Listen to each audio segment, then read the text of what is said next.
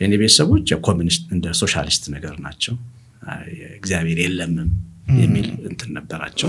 ፍቅር ሆነ ስትመጣ ራሱን የሚወድ ማህበረሰብ እብድ ነህ ለሱ። መጀመሪያ መዝሙር ሰማው ማለት ነው። ለመጀመሪያ ጊዜ ደነገጡ። ወርቅ ይሰጠኝ ሰው አልፈልግም፣ እግዚአብሔር ካልሰጠኝ በፍጹም መቀበል አልፈልግም። ፈጣሪ ረስቶኛል፣ ብጠይቀው መልስ እየሰጠኝ አይደለም። የርህራሄውን አባት እኛ ልጆቻችን እያዘንን እንደማያዝልን የሚሰማን ለምንድን ነው? በተለይ ትዳር ስትመርጥ ለምሳሌ ህሊና ይጮህብሃል። ቀፈፈኝ የምንለው ነገር አለ ውስጣችን። ሃይማኖታዊነትስ ምን ማለት ነው? ያው ሃይማኖት ፓኬጅ ነው። ጸሎት የተበላሸ ብሎ የሚጨነቅ ሰው አለ። ይበላሻል እንደ አባት እኮ ነው። በአባት ቤት እኮ መሳሳት መብት እኮ ነው። ይሄንንማ ቤተክርስቲያን ሄጅ ያገኘዋለሁ፣ ለምን እናንተ ጋር እመጣለሁ? ሰላም የተወደዳችሁ እንዴት ናችሁ? ዛሬ በአዲስ እንግዳ አዳዲስ ሐሳቦች ላይ እንወያያለን። ዩቲዩባችን እንደሚያሳየን ከ77% በላይ የሚሆኑ ሰዎች ሰብስክራይብ ሳያደርጉ ነው የሚመለከቱት። ስለዚህ ሰብስክራይብ እንድታደርጉ እጠይቃችኋለሁ። የዛሬው እንግዳችን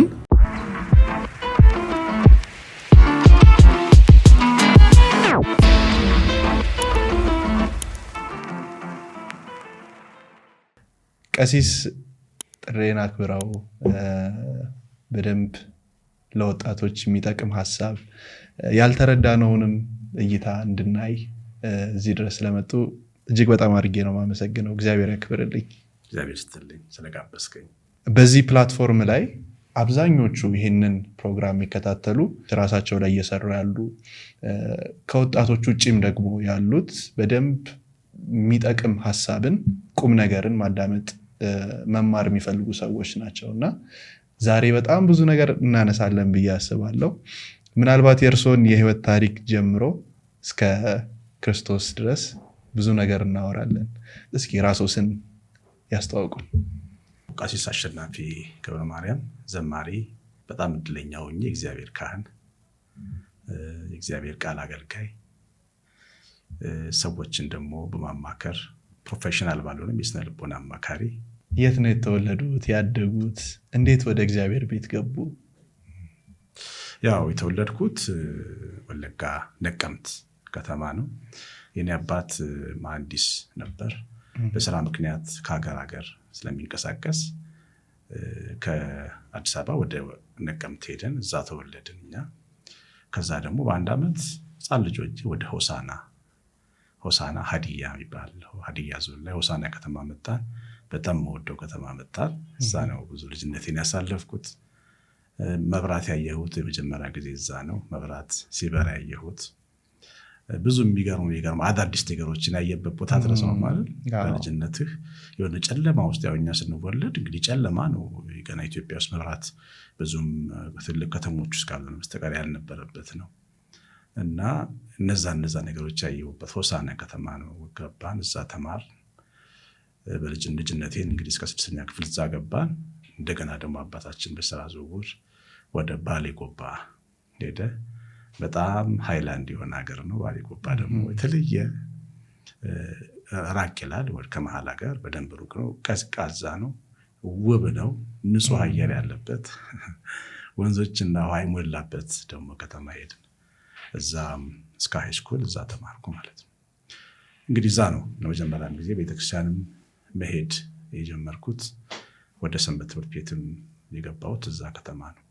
እና ከዛ ከባሌ ደግሞ እንደገና አባታችን ወደ ስራ ዝውውር ደግሞ ተመልሶ ወደ ወልቂጤ ጉራጌ ዞን መጣ። እዛ እንግዲህ እዛ ነው ቤተሰቦቻችንም እዛ ነው የመጨረሻ በዘራቸውን ያደረጉት። እዛ ኖርን። መንፈሳዊ ህይወቴ በተለይ ያደገ ከተገልጋይነት ወደ አገልጋይነት፣ ወደ ቴዎሎጂ ለመግባት ብዙ ዘማሪዎችን ለመስራት በቃ በር ምንጩ ደግሞ እዛ ነው የጠበቀኝ። እና ወልቂጤ ደብረ ጽዮን ቅድስት ድንግል ማርያም ቤተክርስቲያን እዛ ነው ያደግኩት። በጣም ወደው ህዝብና በጣም ክብር የሚሰማኝ ማከብረው ህዝብ ያለበት በዛ ቤተሰብ ውስጥ ነው ያደግኩት። መልካም። ስለ አባታችን ሆይ ጸሎት እስኪ በደንብ እናውራ። ምክንያቱም በውስጡ በጣም ብዙ ነገር ነው ያለው። ያው ጌታችን እንዴት እንደምንጸልይ የጠይቁት ሐዋርያት ያስተማራቸው ሐሳቡ የጸሎት አጠቃላይ መንፈሱና ደግሞ ጸሎት በልጅነት መንፈስ እንደሚቀር ሲጀመር አባታችን ብለን ነው የምንጸልየውና አባታችን ብለን እንድንጸልይ መብት ሰጥቷል። አባት ደግሞ የእውነት አባት፣ የሚያወርስ አባት፣ በስሙ የምትጠራበት አባት፣ የሚያስተምር አባት፣ ስታጠፋም ቆንጠጥ አድርጎ የሚቀጣ አባት ነው እግዚአብሔር። ይህንን በጣም ማመን አለብን። እግዚአብሔርን አባት ብለን ካላመንን ብዙ ነገር ነው የሚበላሽብን። ቅድም ያለው ተስፋ መቁረጥ፣ ራስን መጥላት፣ ከራስ ጋር እንድጣለው። ምክንያቱም ከባድ ልብን ያለን እኛ የራሳችን ጠላት ውስጣችን ሀሳባችን ነው።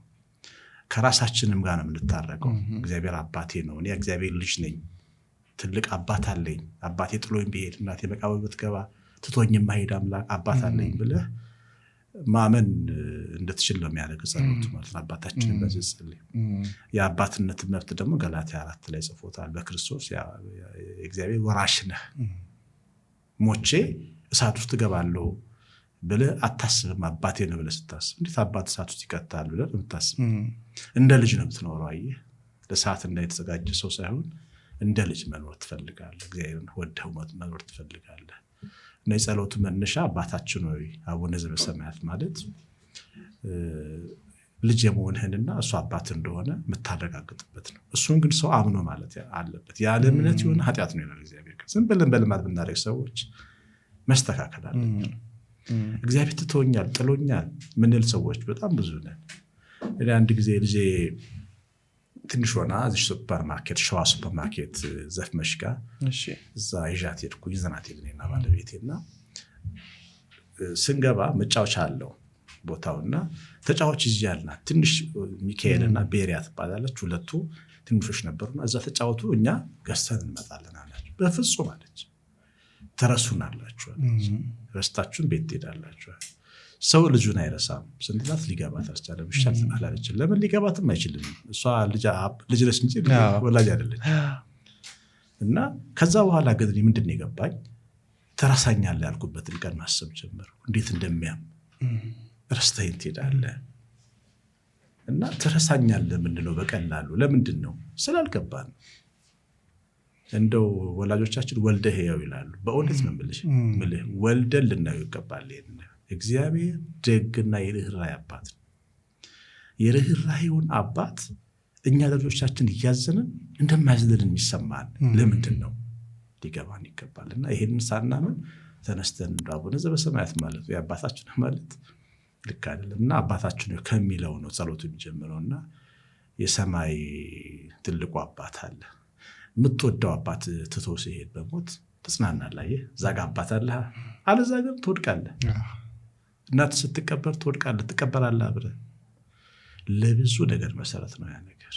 እና ጸሎቱ ከአባታችን ሆይ ብሎ ከማለት ነው የሚጀምረው፣ አባትን ከመጥራት ነው። ደግሞ እግዚአብሔር ሁሌ ልጆቹ እንዲጠሩት ይፈልጋል። ዝም ሲሉ የት ሄዱ ይላል። እና መቼም እንጃ የሚሰሙች ሰዎች ብዙዎች የወለዱ ናቸው፣ ብዙም ደግሞ ያልወለዳችሁ ናቸው። የልጆቻችንን ትንፋሽም ነው ማናምነው እኮ። ተኝተው እናሸታለን፣ እናያቸዋለን፣ ምን ነው እንላለን። ሲያረፍዱ ሄደን እናያቸዋለን። እንደዚህ ነው የሚጠብቅህ። የልጁን ድምፅ ይፈልጋል፣ የልጁን መንተባተብ ይፈልጋል። ጸሎት የተበላሸ ብሎ የሚጨነቅ ሰው አለ።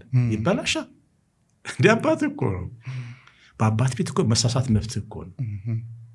መታረም መስተካከል ነው እንጂ ሌላ ምን ነገር ዓለም አያልፍም እኮ ብትሳሳት። እና እንደዚህ አይነት መንፈስ ይዘን ነው መጸለይ የሚገባል። እና ስምህ ይቀደስ ይመስገን ማለት ነው። ስምህ ይቀደስ ማለት ሰማይ ምድርም ያመስግንህ የኔ አባት ተመስገንልኝ ማለት ነው።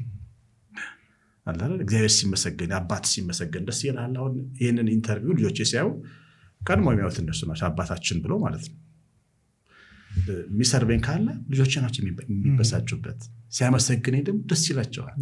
በዚህ መንፈስ ነው ስም ይመስገን የምንለው። ተመስገንልኝ የኔ አባት እንደማለት ነው።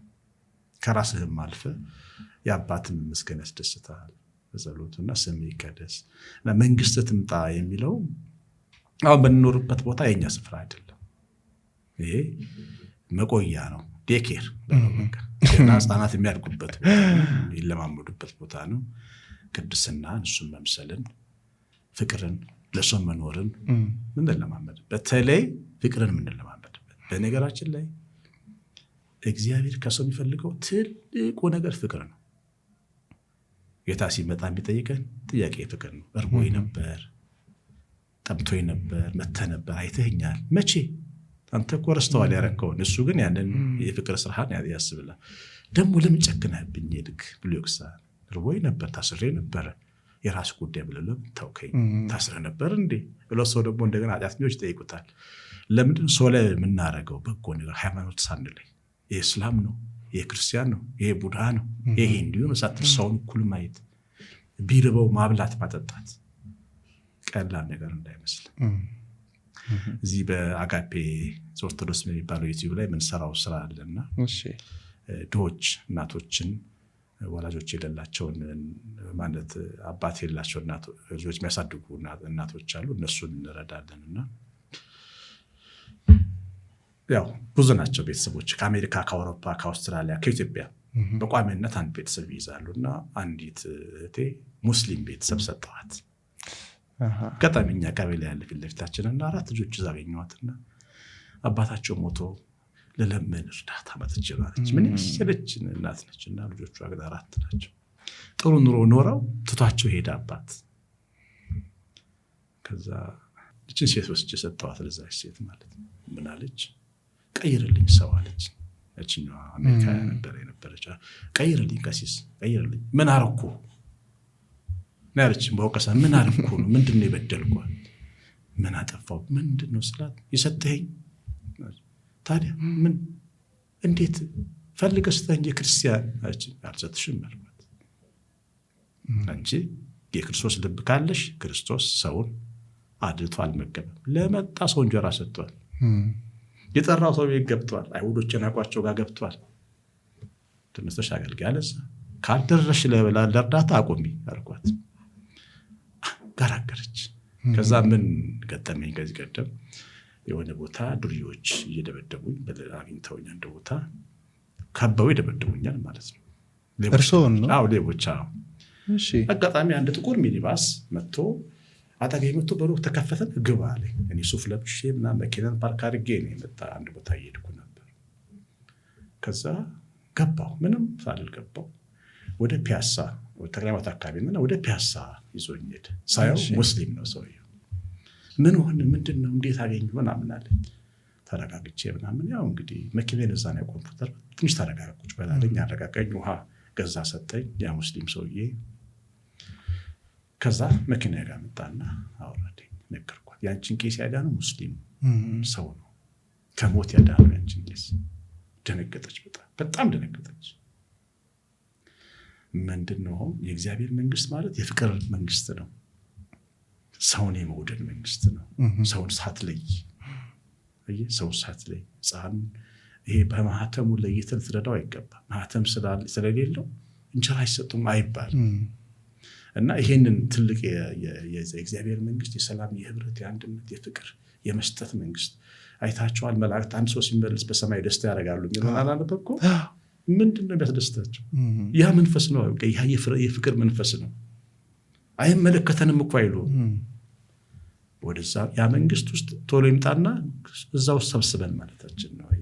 ይሄ ቦታ ገና የዝግጅት ቦታ ነው። ይሄ ዓለመኛ ዓለም አይደለምና መንግስት ትምጣ፣ ፈቃድህ በሰማይ እንደሆነች እንድንመም፣ ፈቃድህ ደግሞ ይምራል። ፈቃድ አለኝ ግን የኔ ፈቃድ አይበቃም። በህይወታችን የእግዚአብሔር ፈቃድ እያወቀን ውሳኔ ቀደም እንዳልኩ ትዳር ስንመርጥ፣ ቤት ስንሰራ፣ ንግድ ስንመርጥ፣ ለምሳሌ አንተ ይሄን ቤት ስትከፍት ስትሰራ፣ ይሄን ስራ ስትሰራ እግዚአብሔር ፈቃድ መሆኑን መጠየቅ። አይተህልኛል ወይስ እኔ ብቻ ነኝ ያየሁት ማለት ማየታችን እንደ ሎጥ ማየት እንዳይሆን በምን እናውቀዋለን ፈቃዱን ይላል አንተ ሰው። ፈቃዱን እንዴት ልናገኝ እንችላለን? 3 ዋና ዋና ነገሮች አሉት ፈቃዱን ለማወቅ። አንደኛ ቀጥታ እግዚአብሔር ቃል ፈቃዱን ይነግራል። ለምሳሌ ባንክ ለመዝረፍ ሄደ ባንክ እርዳኝ ጌታ ብላ ትጸልይ፣ አትስረቅ፣ ፈቃዱን ይነግረዋል። የሰው ሚስት አፍቀረህ ጸሎት ሱባኤ አትገባ፣ አታመንዝር እና ቀጥታ በቃሉ ፈቃዱን ታውቃለህ። አንዳንዴ ደግሞ በህሊና ፈቃዱን ታውቃለህ። በተለይ ትዳር ስትመርጥ ለምሳሌ ህሊና ይጮህብሃል። ተው ቀፈፈኝ የምንለው ነገር አለ ውስጣችን። የእግዚአብሔር ፈቃድ ነው። አትውጣ፣ አታደርግ፣ ይልሃል በውስጥ መልእክት ያመጣል አለ። ቀይ መብራት ሲበራብጥ ሰው ስትሄድ ተጎድተህ ትመጣለህ። እና በህሊና በኩል የእግዚአብሔር ፍቃድ ይታያል። በተለይ ፍቃዱን ለሚጠይቁ ሰዎች ነው አሁን ይሄ ምልክት የሚመጣው። አንዳንድ ነው በመከናወን ፍቃዱ ከሆነ በቃ ይከናወናል። በደንብ ጥግ ድረስ ይደርሳል። አሁን የእኔና የባለቤቴ ውሳኔ እዛ ላይ የወሰነ ውሳኔ 18 ዓመት አመጣም ማለት ነው። ደስ ሲል ጥግ ድረስ እየተከናወነ ይመጣል ማለት ነው። እንደዛ ነው የእግዚአብሔር ፍቃድ ታውቅበታለህ በእነዚህ ሶስት ነገሮች። ፈቃድህ በሰማይ ላይ እንደሆነ እኔም ቤት እኔ ኑሮ ውስጥ ይስራ ማለት ነው። ፈቃድህ በሰማይ እንደሆነች እንዲህ በምድር የዕለት እንጀራችንን ስጠን። እንጀራ እንዳናመልከው ነው። እሱ ደግሞ ገንዘብና እንጀራ መስራት አለብህ፣ ግን አምላክ እንዳይሆን ነው። አንድ እንጀራ እግዚአብሔር ሰጥቶን እንደምንበላው እንድናስብ የዕለት እንጀራችንን እና ስጦታ ሁሌ አንዷም እንጀራ ብትሆን ከሰማይ እንደሆነ እንድናምን እንደው በደላችንን ይቅር በለን እኛም የበደሉንን ይቅር እንደምንል ያው እሱ ግልጽ ነው። ይቅር ማለት መተው ምህረት ማድረግ አለብን። ከክፉ አድነን እንጂ ክፉ ምንድን ነው? ከክፉ ሁሉ ነው የምንለው እኛ ብዙ ጊዜ፣ ግን ክፉ ነው የሚለው ከሰይጣን አድነን ማለት ነው። ክፉ ነው፣ የክፉ ሁሉ የክፋት ሁሉ ምንጭ ክፉ ይባላል። ስሙ ክፉ ነው። አንደኛው ስሙ ሰይጣን። ያ መንግስትም ያንተ ናት። አጠቃላይ ቀደም እንዳለው የህይወት ሲስተም ቢኖረው ሲሆን መንግስት ግን እግዚአብሔር ነው። ጠፈር ስፔስ እግዚአብሔር ነው። ጠፈር እግዚአብሔር ነው። ህይወት እግዚአብሔር ነው። ቀን እግዚአብሔር ነው። ዘመን እግዚአብሔር ነው። መንግስት ሁሉ አጠቃላይ በእግዚአብሔር ሉዓላዊነት ስር ሊተዳደር መሆኑን የሚያሳይ በምስጋና የሚቋጭ ጸሎት ነው።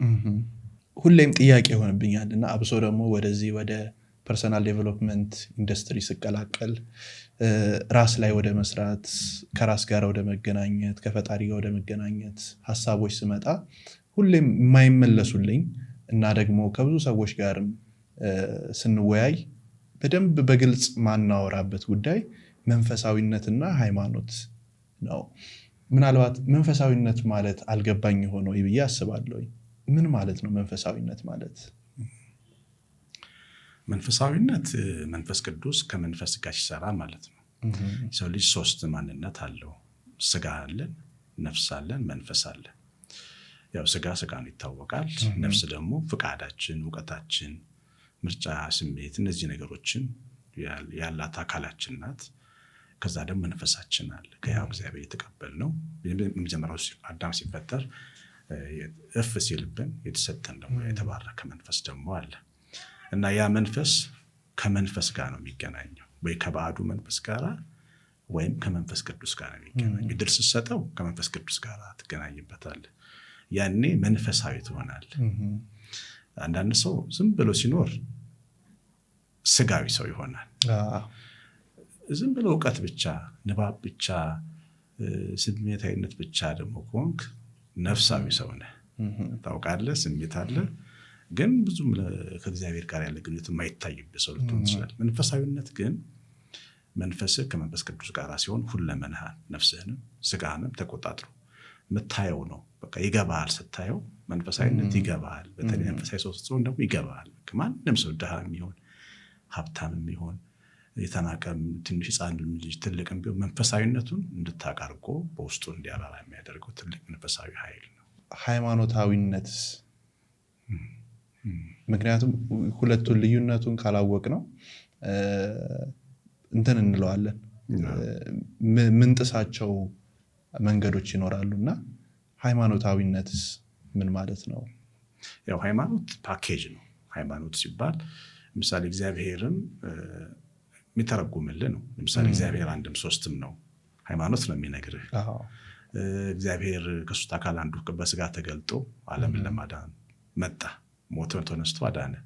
ሃይማኖት ይነግራል። ሃይማኖት እውቀቱን ይሰጥሃል። ከዛ ደግሞ ስርዓት ደግሞ አለው፣ ፍሬም አለው፣ ቀኖና አለው። እሱ ደግሞ በስርዓት ያስቀምጣል። ለምሳሌ ፎቶ ተነስተህ ዝም ብለህ ብታስቀምጠውና አለ ፍሬም ብታስቀምጠው እኩል አይቀመጥልህም። ሃይማኖት ሲኖረው ሃይማኖት ያለው ሰው ፍሬም አለው ማለት ነው። ስርዓቶች አሉ፣ በስርዓት እንዲኖር ያስተምረዋል።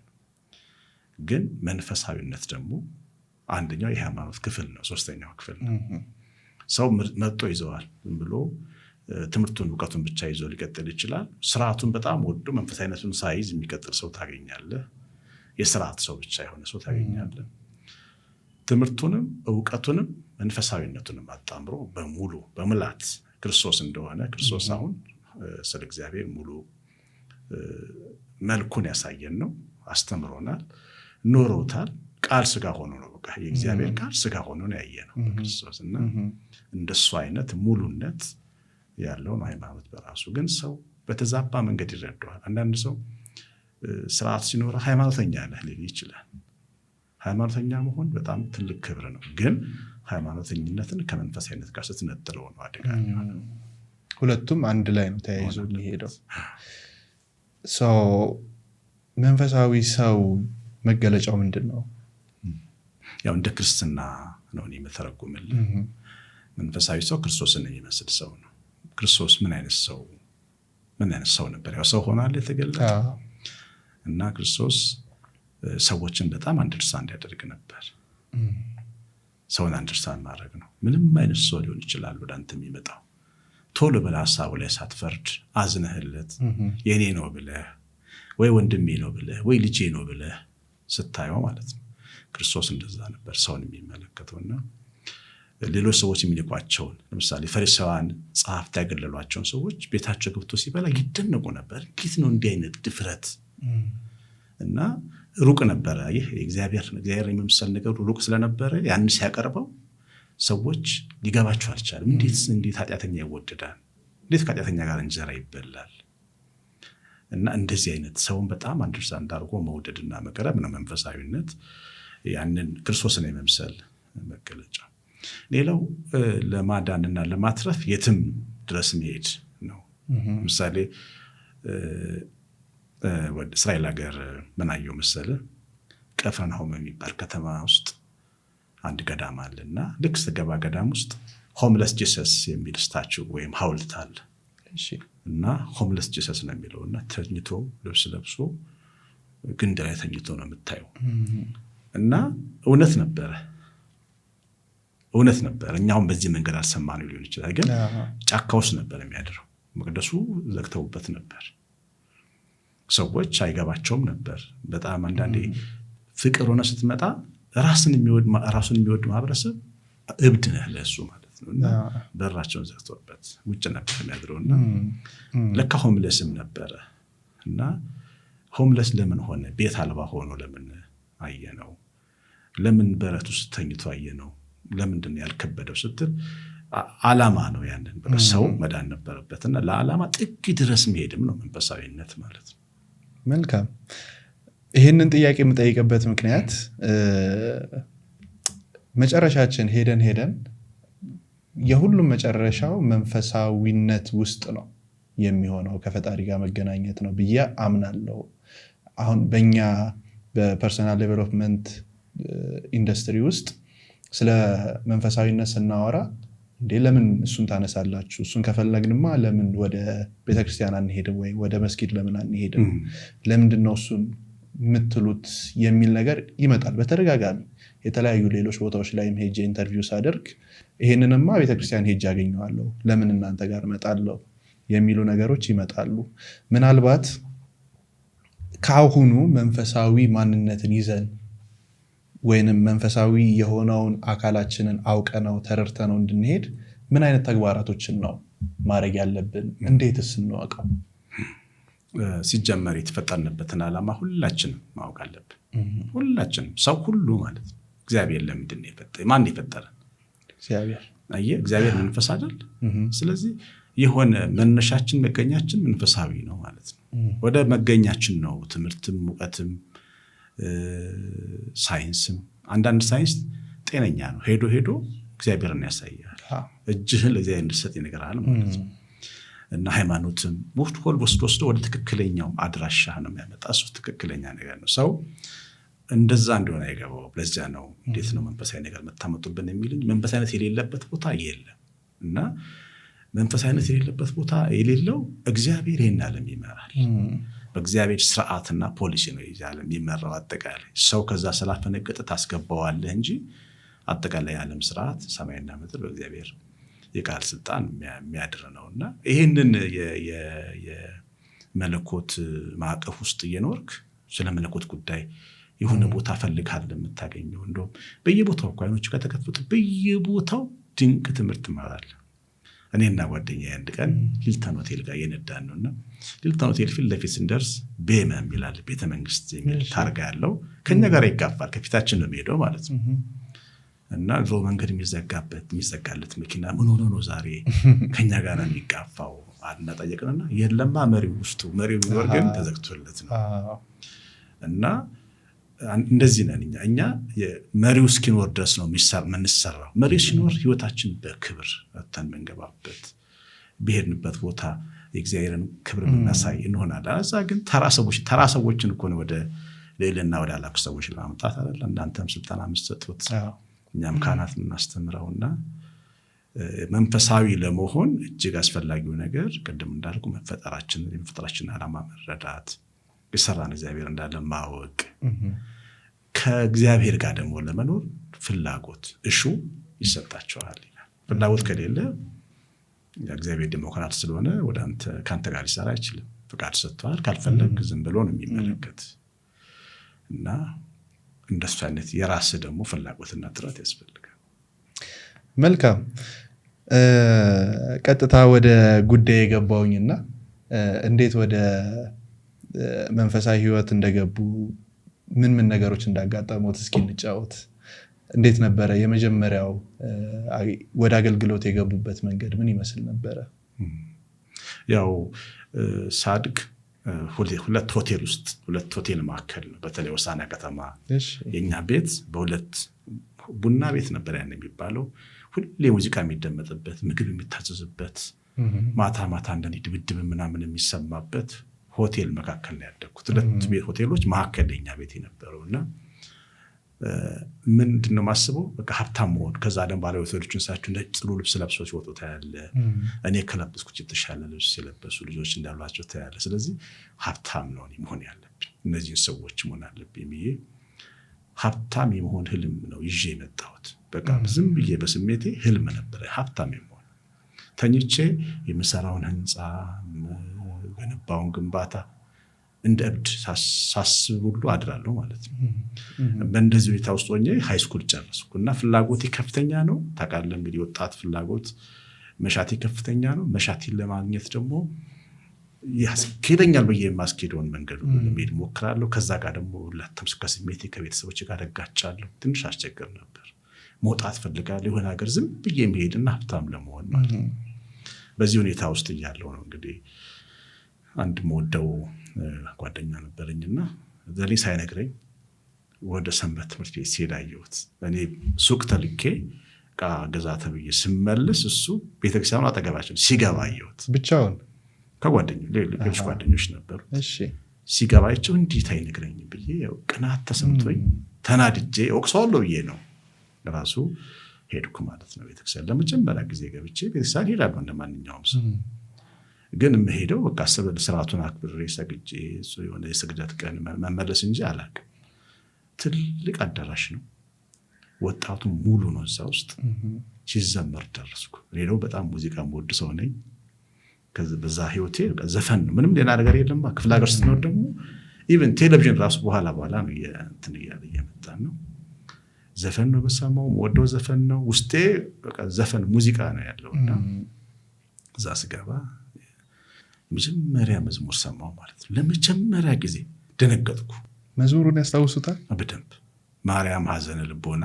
ተቀለለ ይብል ማርያም ሐዘነ ልቦና እና እሱ መዝሙር ሰማው ቀጥሎ ደግሞ አንድ ሃሌሉያ ለስሙ ምስጋና ባሌ መድኃኔዓለም መድኃኔዓለም ነው ማልቀስ ጀመርኩ ማለት ነው እንባዬን እንዴት እንዳገኘሁት አላውቅም እንደዚህ አይነት ዓለም አለ እንዴ ብዬ እና እግዚአብሔር ሲፈጥረኝ ደግሞ አንድ ነገር ከገባው ካመንኩበት በቃ አለቀስ ይዘላለም በደንብ ነው በቃ እና ምንም አልወቅስኩትም ለምን አጣራኝም አላልኩትም ረሳሁት እሱን ነገር ማለት ነው ከዛ በየሳምንቱ እሄዳለሁ እና ሲሄድ ከእግዚአብሔር ጋር የተለየ ደግሞ ነገር ጀመርኩ ማለት ነው ከአዳራሹ ውጭ ቤተክርስቲያን ሄጄ ማውራት መጸለይ ማለት ነው በደንብ ነው የምጸልየው። ለምንድን ነው የሰራኝ? ሀብታም መሆን ፈልጋለሁ። ለምንድን ነው ሀብታም አታረገኝ? ጸሎቶች እንደዚህ ናቸው። ደግሞ ጥፋቶች አሉ እያልኩ ኃጢአቴን እናዘዛለሁ እና እንደ ቸርነት አቤቱ ማረኝ የሚል መዝሙር ብቻዬን ለልጅ እየዘመርኩ አለቅሳለሁ። በቃ የተለየ ነገር ውስጥ ገባሁ ማለት ነው። ሁኔታዬ ደስ አላላቸውም ቤተሰቦች። የኔ ቤተሰቦች የኮሚኒስት እንደ ሶሻሊስት ነገር ናቸው። እግዚአብሔር የለምም የሚል እንትን ነበራቸው። ጭራሹን ደግሞ የተጨምሮበት ልጃችን ቄስ ከሆነ በቃ ድሃ ሆኖ ወድቆ ይቀራል የሚል ፍርሃትም አለባቸው። ይገባኛል፣ አንደርስታንድ አደርጋቸዋለሁ። እና በፍጹም በቃ መከልከል ጀመሩ። እንዳትሄድ፣ ከቤት እንዳትወጣ።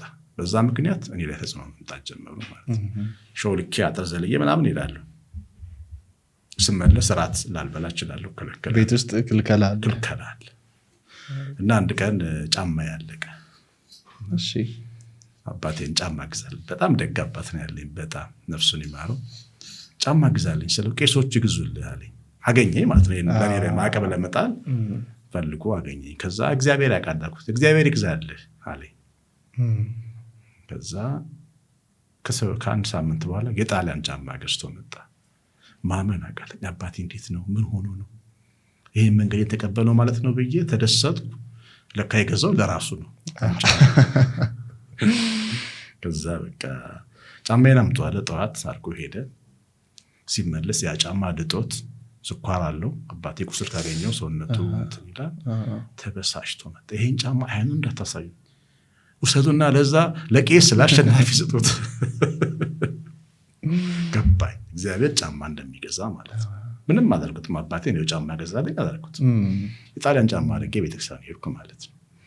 ምንድን ነው እግዚአብሔር ከኔ ጋር እንደሆነ ደግሞ ምልክቶች ይሰጠኛል ማለት አስተውላቸዋለሁ። ትናንሾቹን ነገሮች ነው የማስተውለው እግዚአብሔር የሚያደርገውንና በነገራችን ላይ በጣም የጠቀመኝ ትናንሽ ነገሮችን ማስተዋሌ ነው። ምንም ነገር እግዚአብሔር እንዳላረገው እንዲሰማኝ አልፈልግም። ያልሰጠኝንም መቀበል አልፈልግም። ያልሰጠኝን ወርቅ ቢሰጠኝ ሰው አልፈልግም። እግዚአብሔር ካልሰጠኝ በፍጹም መቀበል አልፈልግም። አሁን በህይወት እግዚአብሔር እንደወደው ፈልጋለሁ ሁሌ። በዚያ መንፈስ አደግኩ። እግዚአብሔር ይመስገን። ወደ ያው ቻሌንጁን ብያለፈ ያው አገልግሎቴን ብያደገ ሲመጣ የኔ ቤተሰቦች በኔ መጠራ ሲጀምሩ በኋላ እየቆየ ሲመጣ መዝሙር ሳወጣ ሲዲ ሳወጣ በየቦታው የቀሲስ አሸናፊ የዲያቆን አሸናፊ የአባትና እናት ሲባሉ ቤተሰቦች ተቀየሩ። በቃ አስተምረን ማለት ጀመሩ። ስጋው ደግሞ ተቀበሉ፣ ንስሐ ገቡ። በጣም ደስ የሚለው በቃ አሁን ወደ ክህነት ከመምጣቱ በፊት ስቴፖቹ ምንድን ናቸው? ሰንበት ቤት ተማሪ ነበርን። መጀመሪያ ያው ሰንበት ቤት ውስጥ ስትማር መንፈሳዊነትን በጣም ትማራለህ። ታውቃለህ፣ አንተም ሰንበት ቤት ተማሪ ነበርክ።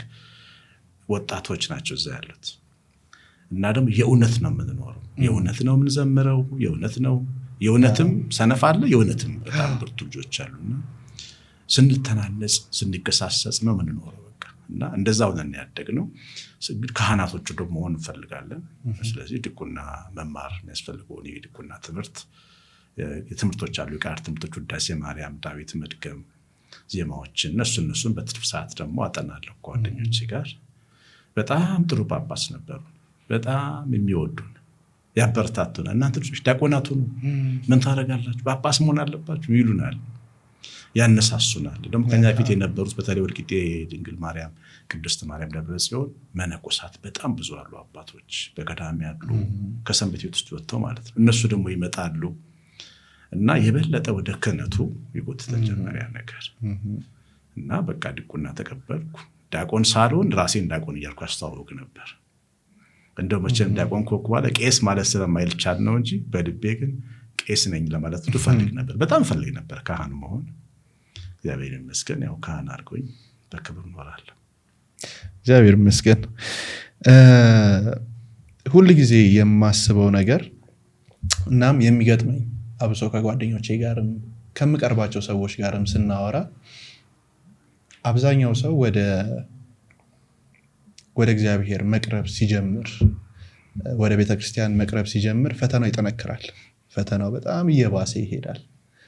እናም ፈተናው ሲጠነክር እንዴ እኔ እኮ ፈተናዬን ለማቅለል ነው ወደዛ የሚሄደው፣ ነገር ግን እየባሰ ነው ይሄ ነገር። ኪሳራ ከሆነ ኪሳራው ይጨምራል፣ መጎዳት ከሆነ ያ ጉዳቱ እየጨመረበት ሲሄድ ራሱን ያገኘዋል እና ብዙ ሰው ይርቃሉ፣ ከመንፈሳዊ ህይወቱ እየራቀ እየወጣ ይሄዳል።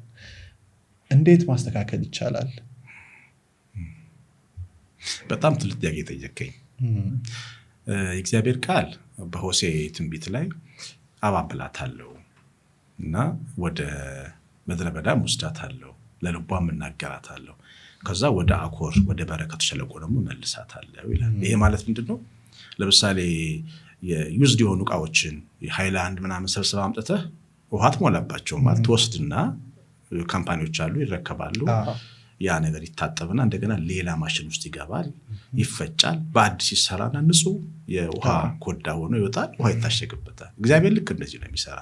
ዝም ብሎ ተራ ሰዎች እንድንሆንና በዛ ልክ እንድንባረክ አይፈልግም።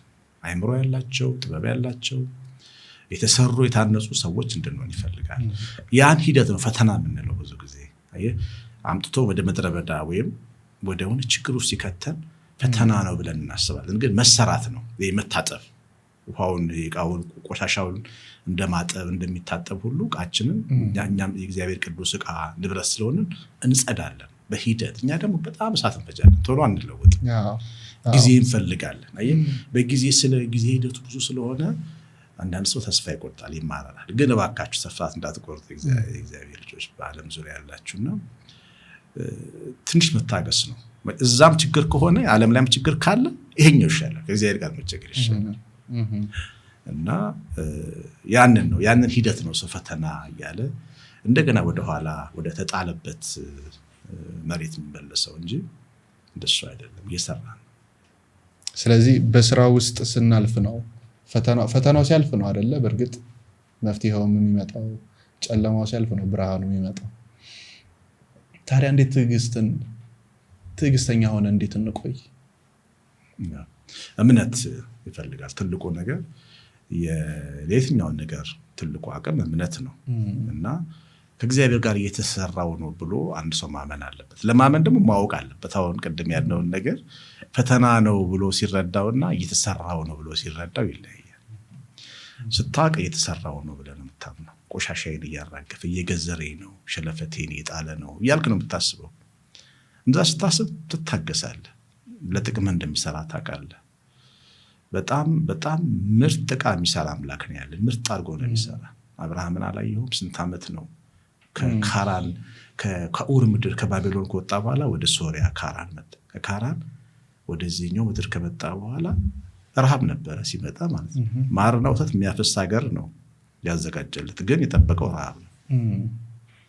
እንግዲህ ስሜትን የምትከተል ከሆነ እንዴት አይምሮ የለውም አምላካችን፣ እንዴት ከሞላ ሀገር አውጥቶ ረሃብ ላይ ይጥለናል ብለህ ታስባለህ። ሳራም አብርሃምም እንደዛ አላሰቡም። በቃ እግዚአብሔር ብሏል፣ ግና ግብፅ ሄደን እንሰደድና ጊዜውን እናሳልፍ፣ ጎንበስ ብለን እናሳልፍ እና በዛ መንገድ ነው የተማሩት። ያንን ሁሉ ዓመት ያንን ሁሉ በምድረ በዳ ውስጥ እግዚአብሔር አስተምሮ ነው አብርሃም የሚባለውን ትልቅ ሰው የፈጠረው። አብርሃም ሳይሰራ ልጅ አልወለደም። ይስሐቅን ለመውለድ 25 ዓመት ሙሉ እግዚአብሔር ሰርቶታል። ስለዚህ ምናልባት 20 ዓመት ልንፈጅ እንችላለን ነው። ይሄን ማወቅ አለባችሁ። እግዚአብሔር ጋር መኖር ፈልጉ ሰዎች አንዳንዱ 10 ዓመት ይፈጃል፣ አንዳንዱ 30 ሊፈጅ ይችላል። እና ያንን ስታውቀው ነው የምትታገሰው። አይ ሲገባህ ነው የምትታገሰው። ያንን ምርጥ ሰው መሆን ይስሐቅን የሚያቀፍ ሰው እና በይስሐቅ ተአምራት ውስጥ የሚባረክ ሰው ለመሆን ግድ መታገስ ያስፈልጋል። ያንን ዘመን የህይወት ፕሪንሲፕል ምንድነው? ለንጹሃን ሁሉ ንጹህ ነው የሚል የህይወት ፕሪንሲፕል መጽሐፍ ቅዱስ ላይ ነው ያለው ቃሉ። ለንጹሃን ሁሉ ንጹህ ነው። አንተ ለምሳሌ መነጽሬን አቆሼ ባይ ቆሻሻ አብርሃም ነው የምትታይ። መነጽሬን ቦለቦለው ግን አንተ ንጹህ ነህ። ሁሌ ችግሩ አይኔ ላይ ነው ብዬ አስቤ ራሴን ምልከታዬን እያስተካከልኩ መኖር ላይ ነው ማተኮር። አንድን ሰው ለምሳሌ ብቀየመው ወይ ብናደድበት በሰውየው ጉዳይ አይደለም ማሰበው፣ በራሴ ለምንድን ነው የተናደድኩት ብዬ ነው ማሰበው። ምንድነው ችግሬ? ለምንድን ነው እንደዚህ እንዳስብ የሆንኩት? ለምንድን ነው የተሻለ ሰው ማልሆነው ብዬ እንደዚህ ነው ማሰበው ብዙ ጊዜ ማለት ነው። ነገሮችን በተንኮል ብዙ የማየት ስጦታ የለኝም። በቃ እግዚአብሔርም በቃ የህይወት መመሪያ ስለሆነ መሰለኝ በተንኮል ነገርን አላይም። ምንም ብዙ የሚያስቸግሩ ሰዎችም ገጥመውኛል፣ ግን ጎድተውኝ አያውቁም። እና ጌታችን ምንድን ነው የሚለው? አይን ጤነኛ ከሆነች መላ ህይወት ጤነኛ ትሆናለች ይላል። አይን ታማሚ ከሆነች ግን ጨለማ ነው ቤትህን የሚውለው ይላል። እና ሰው አንዳንዴ ይህን ሰው አትመነው ይልሃል አይደል? ያ ሰው በዛ ባለው ሰው ይጎዳል። ለምንድን ነው በንጽህና ማታየው? ምን አስቸገረ? እና እንደሱ ነው የህይወት ፕሪንሲፕል መጽሐፍ ቅዱስ ላይ ያለው ነው። ይህንን ፕሮግራም የሚከታተሉ ሰዎችም ሌላውም ሰው የህይወት ፕሪንሲፕል ብለን የምናስቀምጣቸው ፕሪንሲፕሎች ይኖራሉ። ግን ይህንን ቢጨመር መልካም ነው ብለው የሚጠቁሙን እስኪ ይህንን ጨምሩትና አዩት የሚሉን ይኖራል። እንግዲህ ሰው የሚከተለው የህይወት ፕሪንሲፕል ከአስተዳደጉ ከራሱ ሳይኮሎጂ ጋር የተገናኘ እንደሆነ ነው የምገምተው። አሁን እኔ በእግዚአብሔር ስላደግኩ የቅንነት መንገድ ጥግ እንደሚያደርስ ስለተማርኩ መጽሐፍ ቅዱስ ስላጠናው ይህንን የህይወት ፕሪንሲፕል ልከተለውኛለሁ። ድሮ ግን ብጠይቀኝ ለዛ ላይሆን ይችላል። ድሮ በቃ ሆቴል መክፈት ሀብታም መሆን ነው ልልች ነው የምችለው በድሮ አመለካከት። እና ሰው ሁሌ በተረዳበት ልክ ነው ሰው ማመን ቀብሮ ነው ሊል ይችላል። አንዳንዱ ህይወት ፕሪንሲፕል እሱ ሊሆን ይችላል የታደርጉ እና ያንን ሰው ሳታስተምረው እንዲያርግ ብትለው ትቀልዳለህ እንዴ ነው የሚልህ። እና የምትከተለውን የህይወት ፕሪንሲፕል ልታምንበትና የምትከተለው የእውነት መሆን አለበት። መልካም። ከብዙ ወጣቶች ጋር እንገናኛለን፣ በኦንላይንም በአካልም እንደገና ሜሴጅ የሚጽፉልኛሉ። አብዛኛው ጋር የምመለከተው አንዳንዱ ጋር ሳይሆን አብዛኛው ጋር የምመለከተው ተስፋ መቁረጥ ማለት በቃ ከዚህ በኋላ እኔ ብኖርም ምንም አላደርግም፣ ከዚህ በኋላ ፈጣሪ ረስቶኛል፣ ብጠይቀው መልስ እየሰጠኝ አይደለም። አብሶ ከተስፋ ጋር የተገናኙ ነገሮች በቃ ምንም አለመታየት ደረጃ ላይ የሚደርሱ ወጣቶች አሉ። እንዴት ተስፋቸውን መመለስ ይችላሉ? በጣም ሰፊ ሀሳብ ነው። በተለይ ደግሞ የእግዚአብሔር ቃል ጻድቅ በእምነት በህይወት ይኖራል ይላል። በህይወት የምትኖረው ስታምን ነው። ያውም ደግሞ የሰማዩን አምላክ ስታምን። ተስፋን የሰጠ የታመነ ነው ደግሞ ይላል ሐዋርያው ጳውሎስ። እሱ ደግሞ የምታምነው አምላክ ደግሞ ታማኝ ነው። ምድረ በዳ ውስጥ እንደ ዘንባባ ሊያሳድግ ይችላል። ትልቁ ሰው ልጅ ልቡ ላይ ነው በደንብ መስራት ያለበት። አሁን ተስፋ የሚቆርጡ ሰዎች ሁኔታው ላይ ስለሚያተኩሩ ነው። ለምሳሌ ስራ ላይ የሌላቸው ይሆናል፣ ትዳር ያልያዙ ይሆናል፣ ወይም ተከርተው ይሆናል፣ ተጠቅተው በቤተሰብ ሊሆን ይችላል። ችግሮቻቸው አሳማኞች ናቸው። ሁኔታው ነው እንዲያስቡ ያላቸው። ልባቸው ላይ ግን ማሰብ። ለምንድን ነው ልቤ በዚህ ሁኔታ የተሸነፈው? ምክንያቱም እኛ እኮ ስንፈጠር ምንድን ነው የሚባለው በሳይንስ ስንት ዘሮች ናቸው የሚወዳደሩት አንድ የሴት እንቁላል ሰብሮ። እኔ እናንተ ስንፈጠር ትልቅ ማራቶን ትልቅ ሩጫ አድርገናል እኮ ሀፀን ውስጥ አሸንፈን እኮ ነው የመጣነው። ስንፈጠር ራሱ በትልቅ የብርሃን ኃይል ነው የተፈጠረው። እና ራሳችንን አለማወቃችን ነው ተስፋ እንድንቆርጥ የሚያደርገን። አየህ በትልቅ ኃይል የተፈጠረን በትልቅ ኃይል ግን ስናድግ ደግሞ ከተወለድን በኋላ ጠላት ደግሞ ድንጋይ ይሞላብናል ማለት ነው። በጣም በብርሃን ውስጥ ተፈጥረን ህፃናት ሆነን ፈንድቀን ያገኘነው ጎርሰን የሚነግሩንን አምነን በንጽህና ደስ ስመን እናድግና የሆነ ሰዓት ላይ ክፉና ደጉን ደግሞ ጠላት ልክ በገነት መካከል እንዳደረገው ሰጠን ማለት ነው። ያ ክፉ በውስጣችን ሰፊ ስፍራ ሲያገኝ ራሳችን እንድናጠፋ ተስፋ እንደሌላቸው እንዲሰማን ያደርጋል። የሰይጣን ትልቁ ተልእኮ በምድር ላይ ሰውን ተስፋ ቆርጦ ራሱን እንዲገድል ማድረግ ነው። ምክንያቱም ሊገድል ጠላት ሊገድል ሊያርድ ሊያጠፋ ነው የሚመጣው። ለሌላ ለምንም አይመጣም። ጠላት አለን እኛ። ይሄ መንፈሳዊም ሰዎች አይደለን ስጋዊ ብቻ አይደለን። መንፈሳዊም ሰዎች ስለሆነ መንፈሳዊ ጠላት አለ። ስጋዊ ጠላቶች አሉ። ለምሳሌ ሀገራችን ጠላት አላት፣ ማህበረሰባችን ጠላት አለው። እኛ በግል ጠላት እንዳለን ሁሉ መንፈሳዊ ጠላቶችም አሉንና ያ መንፈሳዊ ጠላት ማንነታችንን እንዳንቀበል አድርጎ ነው የሚያሳምንን በተደጋጋሚ። በተለይ ከእግዚአብሔር ቃል ጋር ከተገናኘን የተሻለ ዕውቀት ካላገኘን ራሳችን የምናዳምጥ ከሆነ ልባችን ውስጥ ያን ሐሳብ ያጭቃጭቅና ራሳችን እንድንጎዳ ያደርገናል። ለዚህ መድኃኒቱ ምንድነው? ከራስ ጋር መነጋገር ነው የሚያስፈልገው። አሁን ለምሳሌ ችግሮች ቢገጥሙኝ እኔ ድሮ ምን ነበር የማስበው? ቶሎ ስሜት ይከፋኛል። እግዚአብሔር ጋር ጋጫ እንዴት አንተን እያገለገልኩ እንዴት እየወደድኩ እንዲያረጋለሁ ብዬ ከእግዚአብሔር በጣም ነው ዝም የሚለኝ። ያኮርፈኛል እግዚአብሔር እና የበለጠ እናደዳለሁ። እንዴት ዝም ትለኛለህ?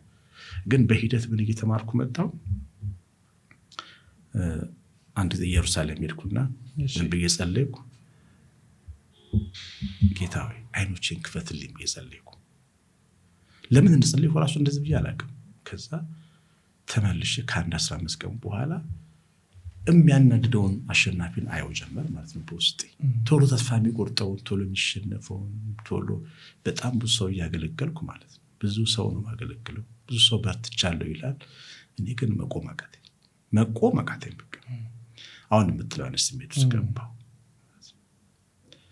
ከዛ እግዚአብሔር ሲመክረኝ ነው ምን ይለኝ ጀመር ማለት ነው መንፈሴ ውስጥ በዚህ ጉዳይ ለጸልይ። ይሄ ልብ ለምን እንደዚህ ያሰበ? ለምን ደከምክ?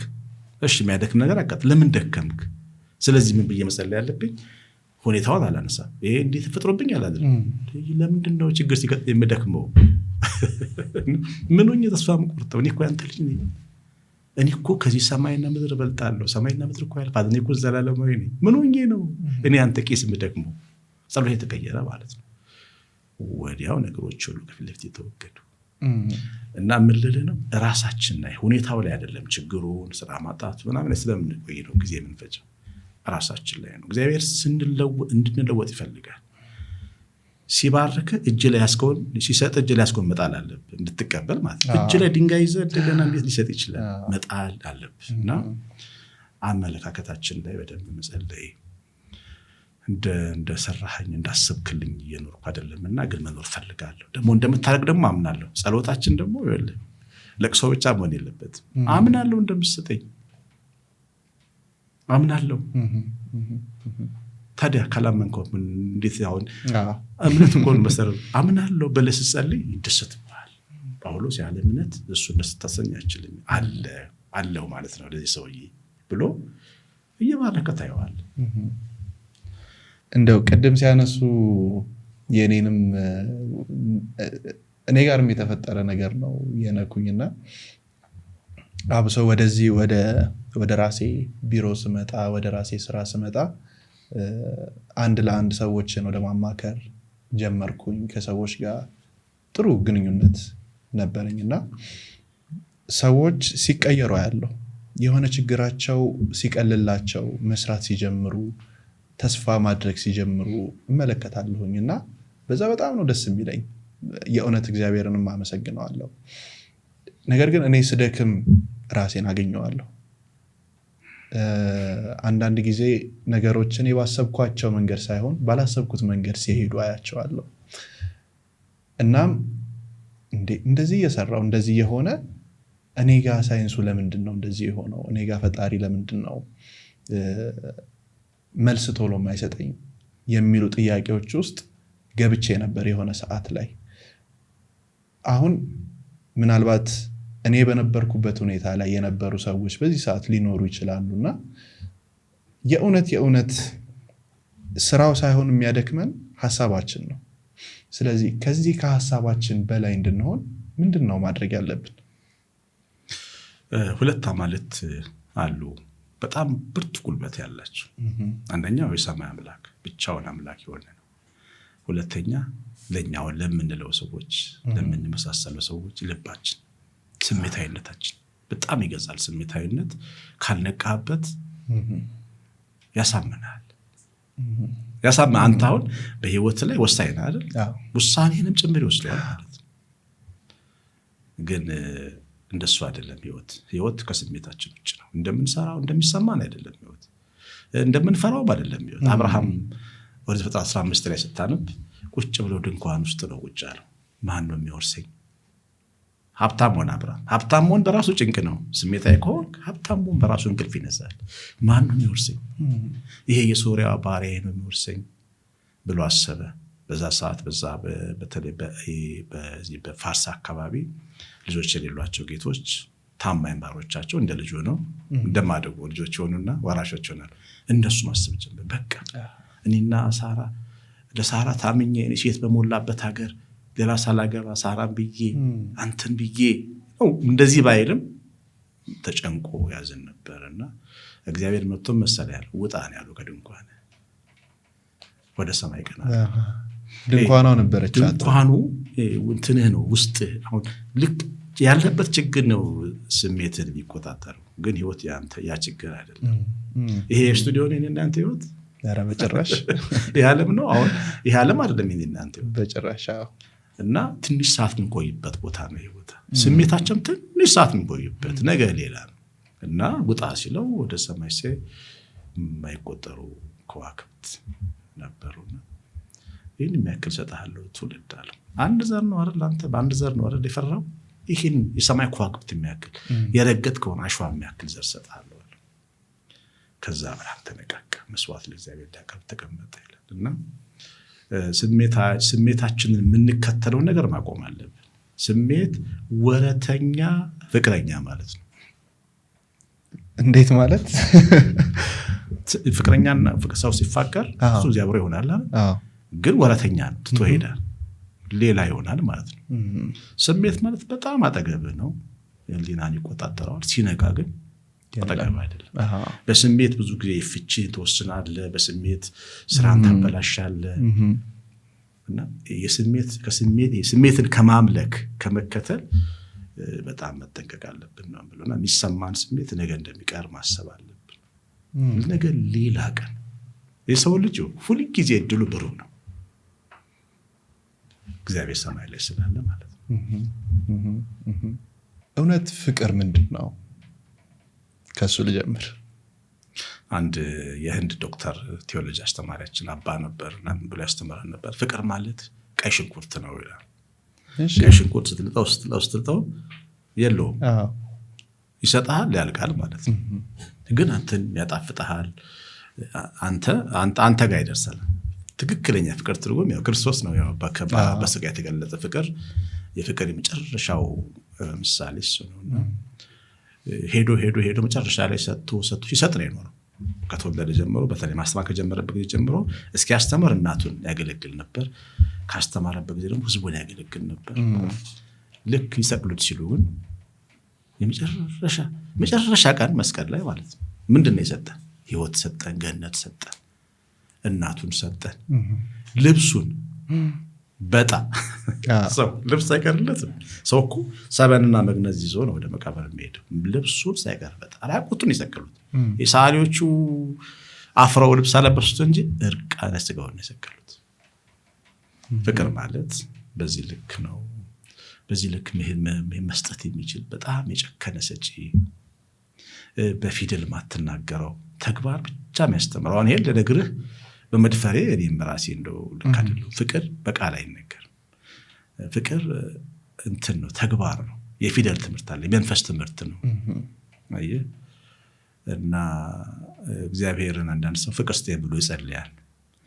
ደሃ አመጣው አጠገብ ያስቀምጥልሃል። ፍቅር ማለት ለዳው መስጠት ማለት ነው። አንተ አይገባም። ፍቅር በሆነ በተአምራት ልብ አፍቃሪ እንዲሆን ነው የምትፈልገው። ፍቅር ግን ሌላ ነው። በህይወት ተለማምደህ የምትለምደው ነው። ትዕግስት ጠይቀው በጣም አስቸጋሪ ሰው ጋር ያስቀምጣል። እና የፍቅር ትንሽ ለየት ይላል። ቃልም አረፍተ ነገርም ስብከትም ሊገልጸው አይችልም። ጌታም በቃሉ ሳይሆን በተግባር ነው ገልጾ ያሳየን ፍቅር። አንድ መጽሐፍ ላይ ስለ ክርስቶስ ሲያወራ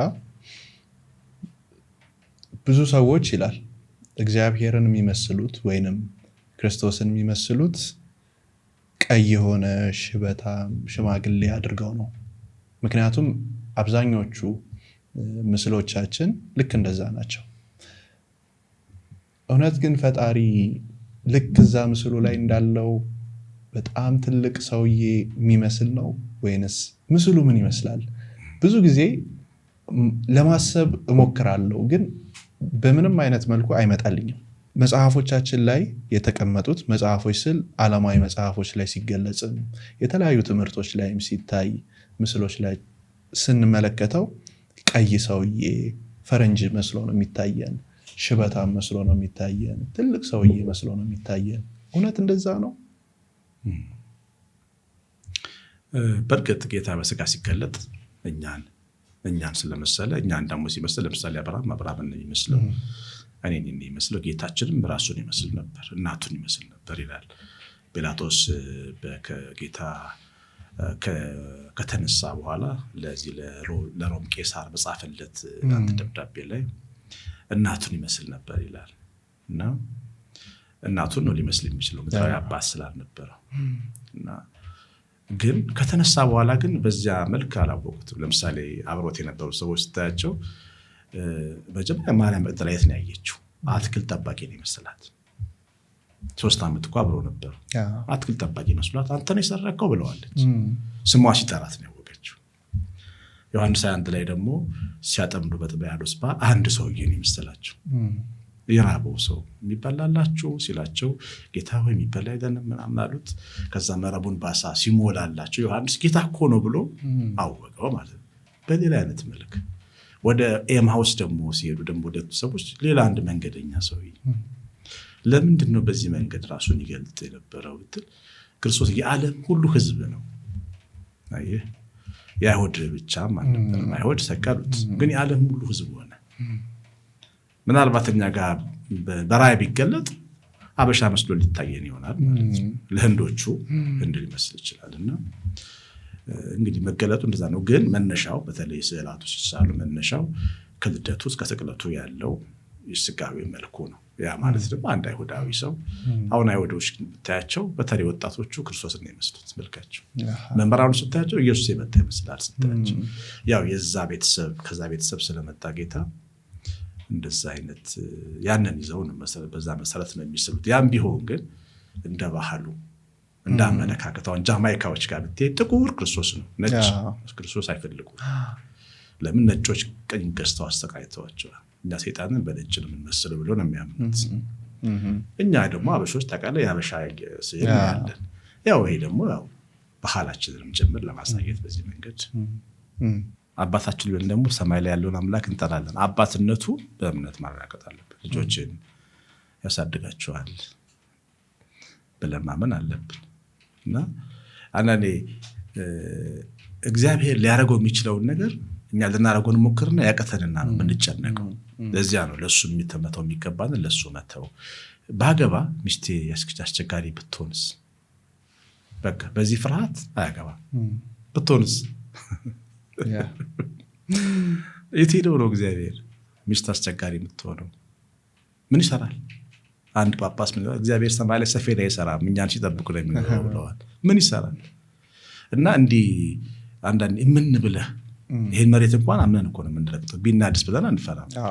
ይሄ ቤት ቢናድስ ብለን ብናስብ አንቀመጥም። ሁሉን ይሄን ዋቃሽ የጠጣነው አምነን ነው። ቢገለንስ እዛኛውም ጋር እንመን እንጂ ልጆቻችንም ላይ እንመን፣ ሀገራችንም ላይ እንመን፣ ትዳራችን ምርጫ ላይ የምንመን አለ ብለን በህይወት እንኖራለን። ደስ ማለት ነው። ስለ ነገ ስናስብ ነገን የሚረከቡ ወይንም አብሶ ደግሞ የነገ ሀገር ተረካቢ የምንላቸው አሁን ላይ ሆነን ስናስብ ህፃናቶች ናቸው፣ ልጆች ናቸው። እና በልጅነታችን አስተዳደጋችን ነው እያደግን ስንሄድ በትልቅነት ዘመናችን ላይም ትልቁን አስተዋጽኦ የሚያበረክተው።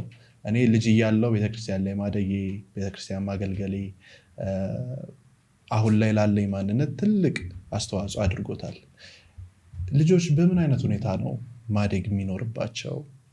ያው መጽሐፍ ቅዱሳዊ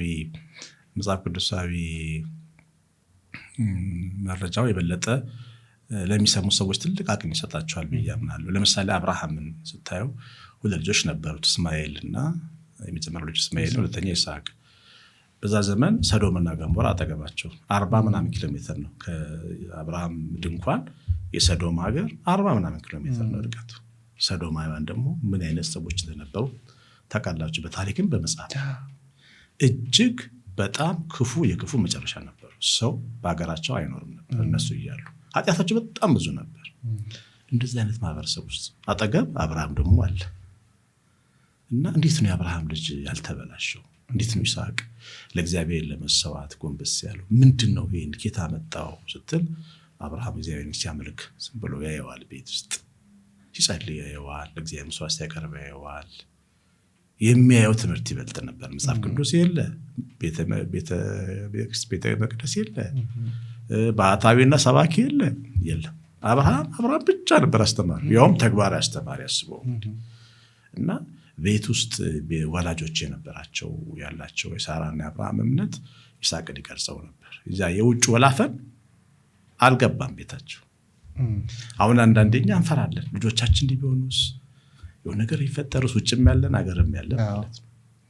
ግን እኛ ከእግዚአብሔር ጋር ያለን ግንኙነት ጥሩ እንዲሆን ነው መጣር ያለ። ልጆቻችን እንተዋቸው መጀመሪያ። እኛ ከእግዚአብሔር ጋር ወላጅ ከእግዚአብሔር ጋር ሲጸልይ የእውነት እግዚአብሔርን ሲያመልክ የሚያወራው በስልክ በጎ ሲሆን ልጆች መስማት አለባቸው። አንድ ልጅ ከካናዳ ደውሎልኝ ምን አለኝ፣ አንድ ወጣት እኔ እግዚአብሔር ክፉ ሆኖ ነው የሚታየኝ አለኝ። ምን ሆንክ አልኩት። እናቴ አበሻ ናት። እናቴ ከአገር ቤት ይደውላታል፣ አክስትሽ ሞተች፣ ወይ ታለቅሳለች አለ። በጣም ነው እናቴ ልሞዷል። በቃ እግዚአብሔር ያመጣው ምን አደርገዋለሁ ትላለች አለ። እናቷ ትሞታለች አለ። እግዚአብሔር ያመጣው እግዚአብሔር መከራ ነው የሚያመጣው እኛ ቤት። እናቴ ሲያስለቅሳት ነው የማውቀው። እንዴት ወደደው እና እናትየው እግዚአብሔርን ያሳየችበት መንገድ ጥንቃቄ የጎደለው መንገድ ነው። እና ልጆች ወላጆች ኑሯቸውን ልጆችን የሚሰራው በመጀመሪያ ማለት ነው እኛን ልጆቻችንን የምንሰራው። እና በተለይ ልጆቻችን የምንወድ ሰዎች በጠንቃለ ቤታችን ወደ ጥሩ ሰዎች መሆናችን የሚታወቀው ቤተክርስቲያን እነኛ ማን አለ ቤታችን ውስጥ። እና አብርሃም ቤት ውስጥ ነበር። የሚገርም ነገር ደግሞ ድንገር አብርሃም ብቻ አይደለም፣ የፈርዖን ልጅ ሙሴን ከባህር አንስታ አሳድገዋለች። ፈርዖን እንግዲህ ጣዖት አምላኪ ነው አይደል?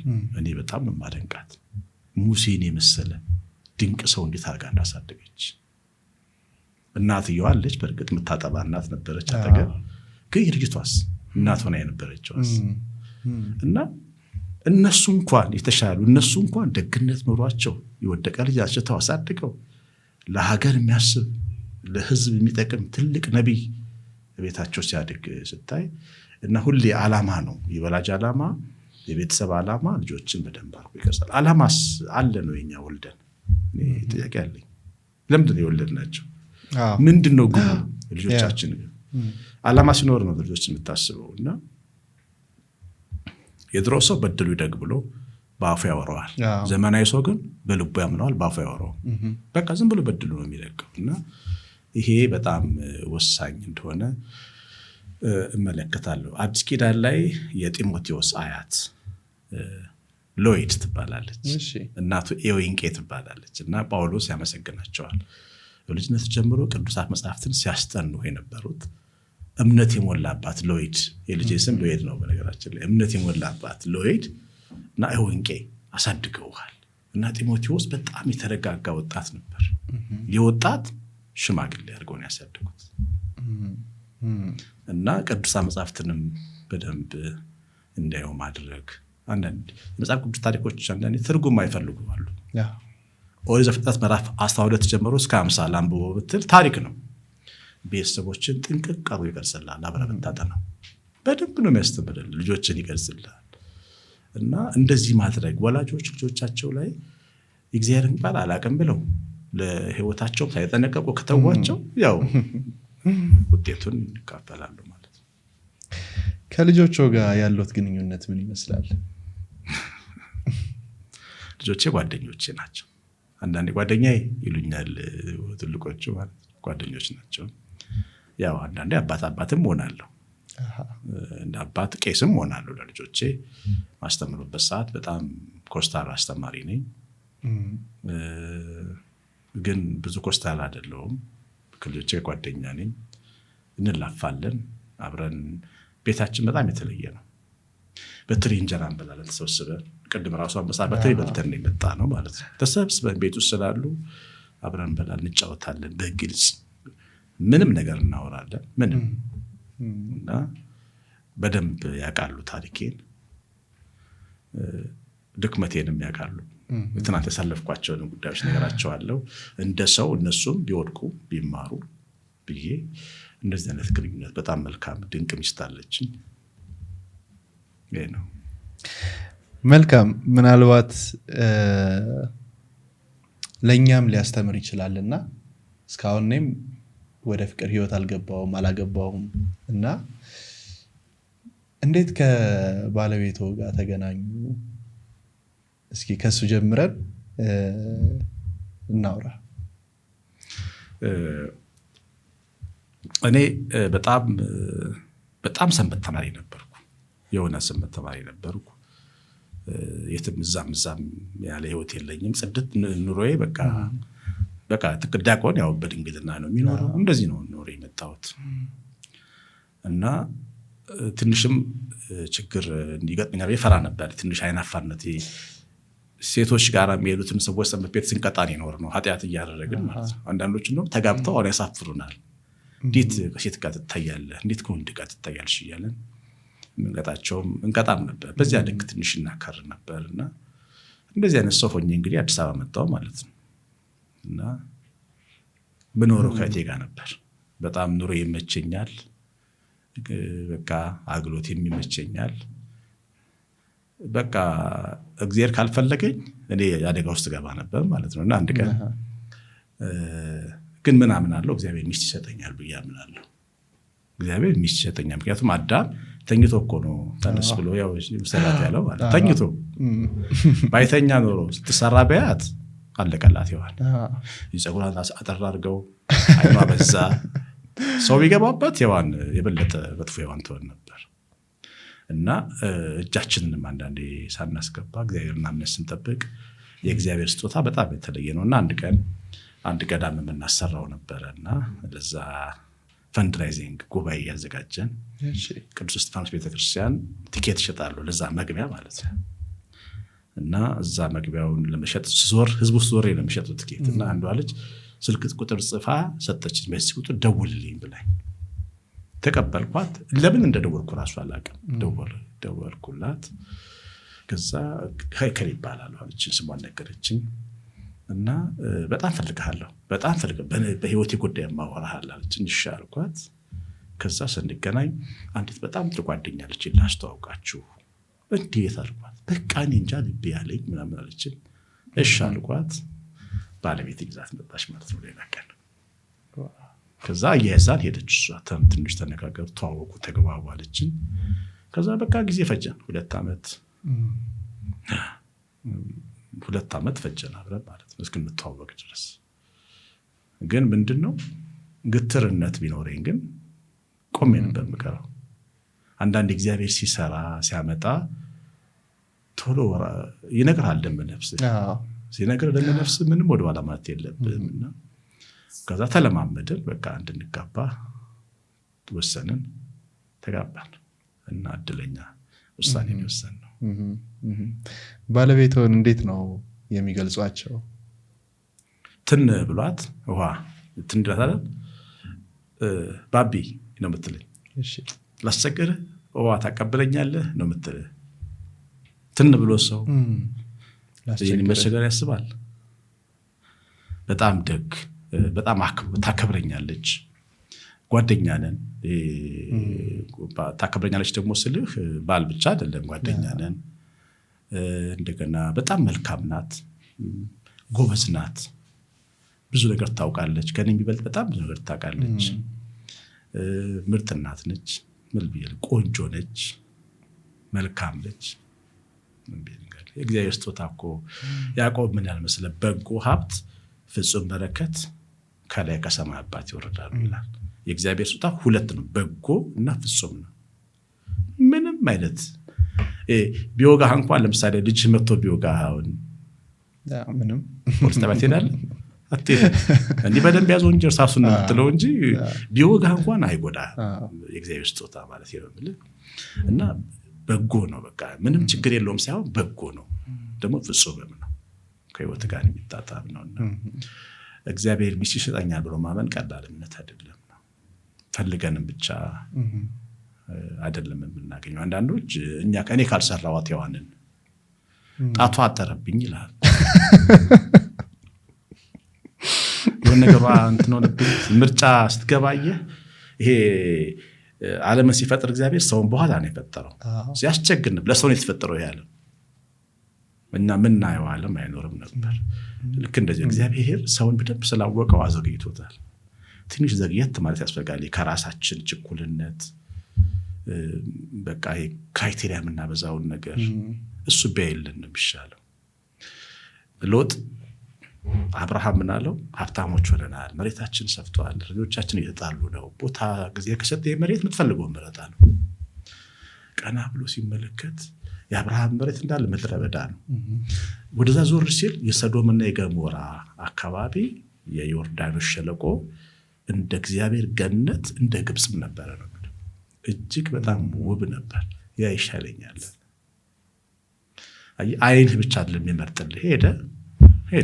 ሄደ ከዛ በኋላ ባዶ እጁን ሚስቱን አጥቶ እሳት በልቶበት ባዶ እጁን ከሁለት ልጆቹ ጋር ባዶ እጁን ዋሻ ውስጥ ነው የተገኘው ሎጥ ሰዶም ስትቃጠል።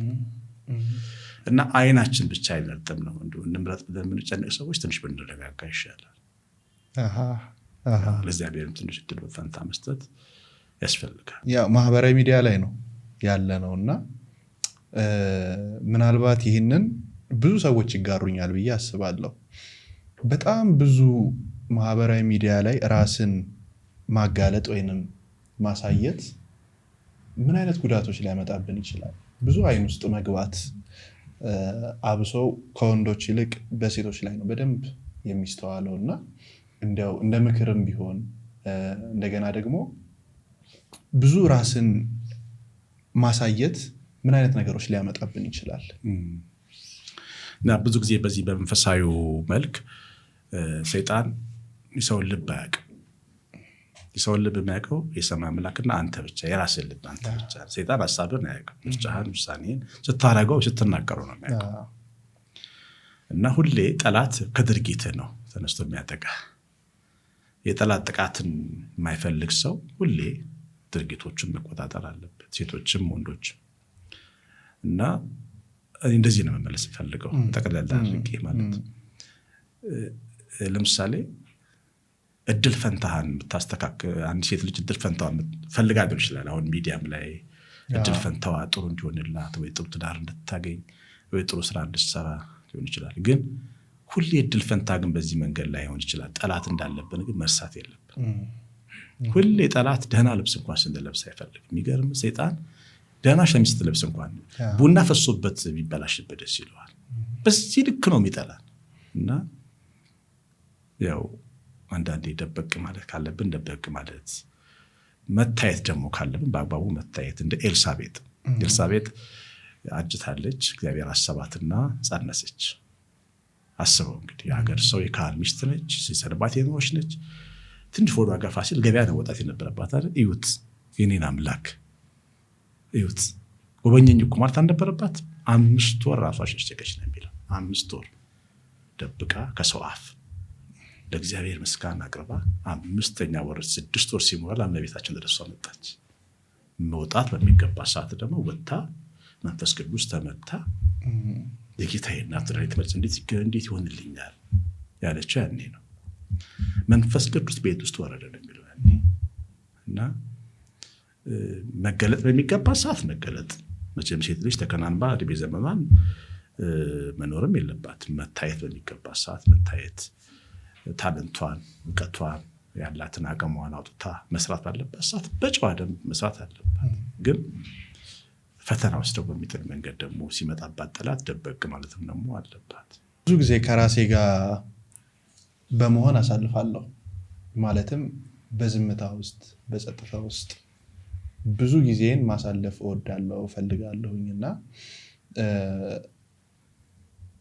አሁን እንዴት ነው ዝምታና ጸጥታ? እኔ ፐርሰናሊ የገባኝ ነገር አለ። ምናልባት ግን ከመንፈሳዊ አንፃር አንድ ሰው ብቻውን ቢሆን በዝምታ ውስጥ ቢሆን ምን አይነት ጥቅሞችን ሊያገኝ ይችላል? ያ ሁሌ ዝም ማለት ልክ አይደለም። ቅድም እንደተባለው ነው ስለ ኤልሳቤጥ በተነጋገር ነው። ግን ዝም ማለት ደግሞ በጣም ጠቃሚ እንደሆነ ቅዱስ አውግስጢኖስ ይናገራል። እግዚአብሔርን ታገኘዋለህ ነው ደግሞ የሚለው። ዝም ስትል በውስጥህ እግዚአብሔር በጣም ቅርብ ነው ይልና ውስጥህ ታገኘዋለህ ይላል። እኔ በልጅነቴ እግዚአብሔር በውስጥ እንደሚገኝ አሁን ነው የሚገባኝ። በልጅነቴ እግዚአብሔር በጣም እንደ ውሃ ይጠማኝ ነበር። ቤቴ ደግሞ እንዳልኩ ሶሻሊስት ምናምን ያለበት ነው። ከቤት አልወጣም። ደመናን ነበር ማየው። ደመና ውስጥ እግዚአብሔርን ዝም ብዬ ስመለከት መልኩ ይታይ ነበር። የምታየኝ መልክ እስለው ነበር በስዕል ማለት ነው። ያ ስዕል አሁን ስዕል ላይ ያለው ኢየሱስ ምናምን ስዕል ማለት ነው። ለምንድን ነው እንደዛ የሆነው ስል እግዚአብሔር አለ አጠገባችን አየህ። እና ያንን ብታገኙ በዝምታ አባቶቻችን በገዳም የሚኖሩት እኮ ለዚህ ነው። ትልልቅ ጥበብ ያለው የጥበብ መጽሐፍት ያሉት በገዳም አባቶች የተጻፉ መጽሐፍቶች ናቸው። በዝምታ ውስጥ የተገኙ ወርቆች ናቸው። እንደውም እኔ ይህን መጽሐፍቶች እንዲያነቡ ጋብዛለሁ። መንፈሳዊ ቦታዎች ቢሄዱ በጣም ብዙ የገዳም አባቶች መጽሐፍቶች አሉና የእነሱን ጥበብ ቢማር አንድ ሰው ፍጹም ነው የሚለወጠው። እና ትልቅ እግዚአብሔር እንዲናገር ድል ትሰጠዋለህ ዝም ስትል።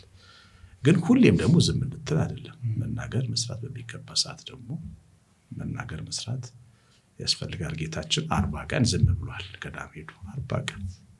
ከ40 ቀን በኋላ ደግሞ መናገር በሚገባው ሰዓት 3 ዓመት አስተምሯል። እንደዚህ ሚዛኑን ጠብቆ ማድረግ በጣም አስፈላጊ ነው።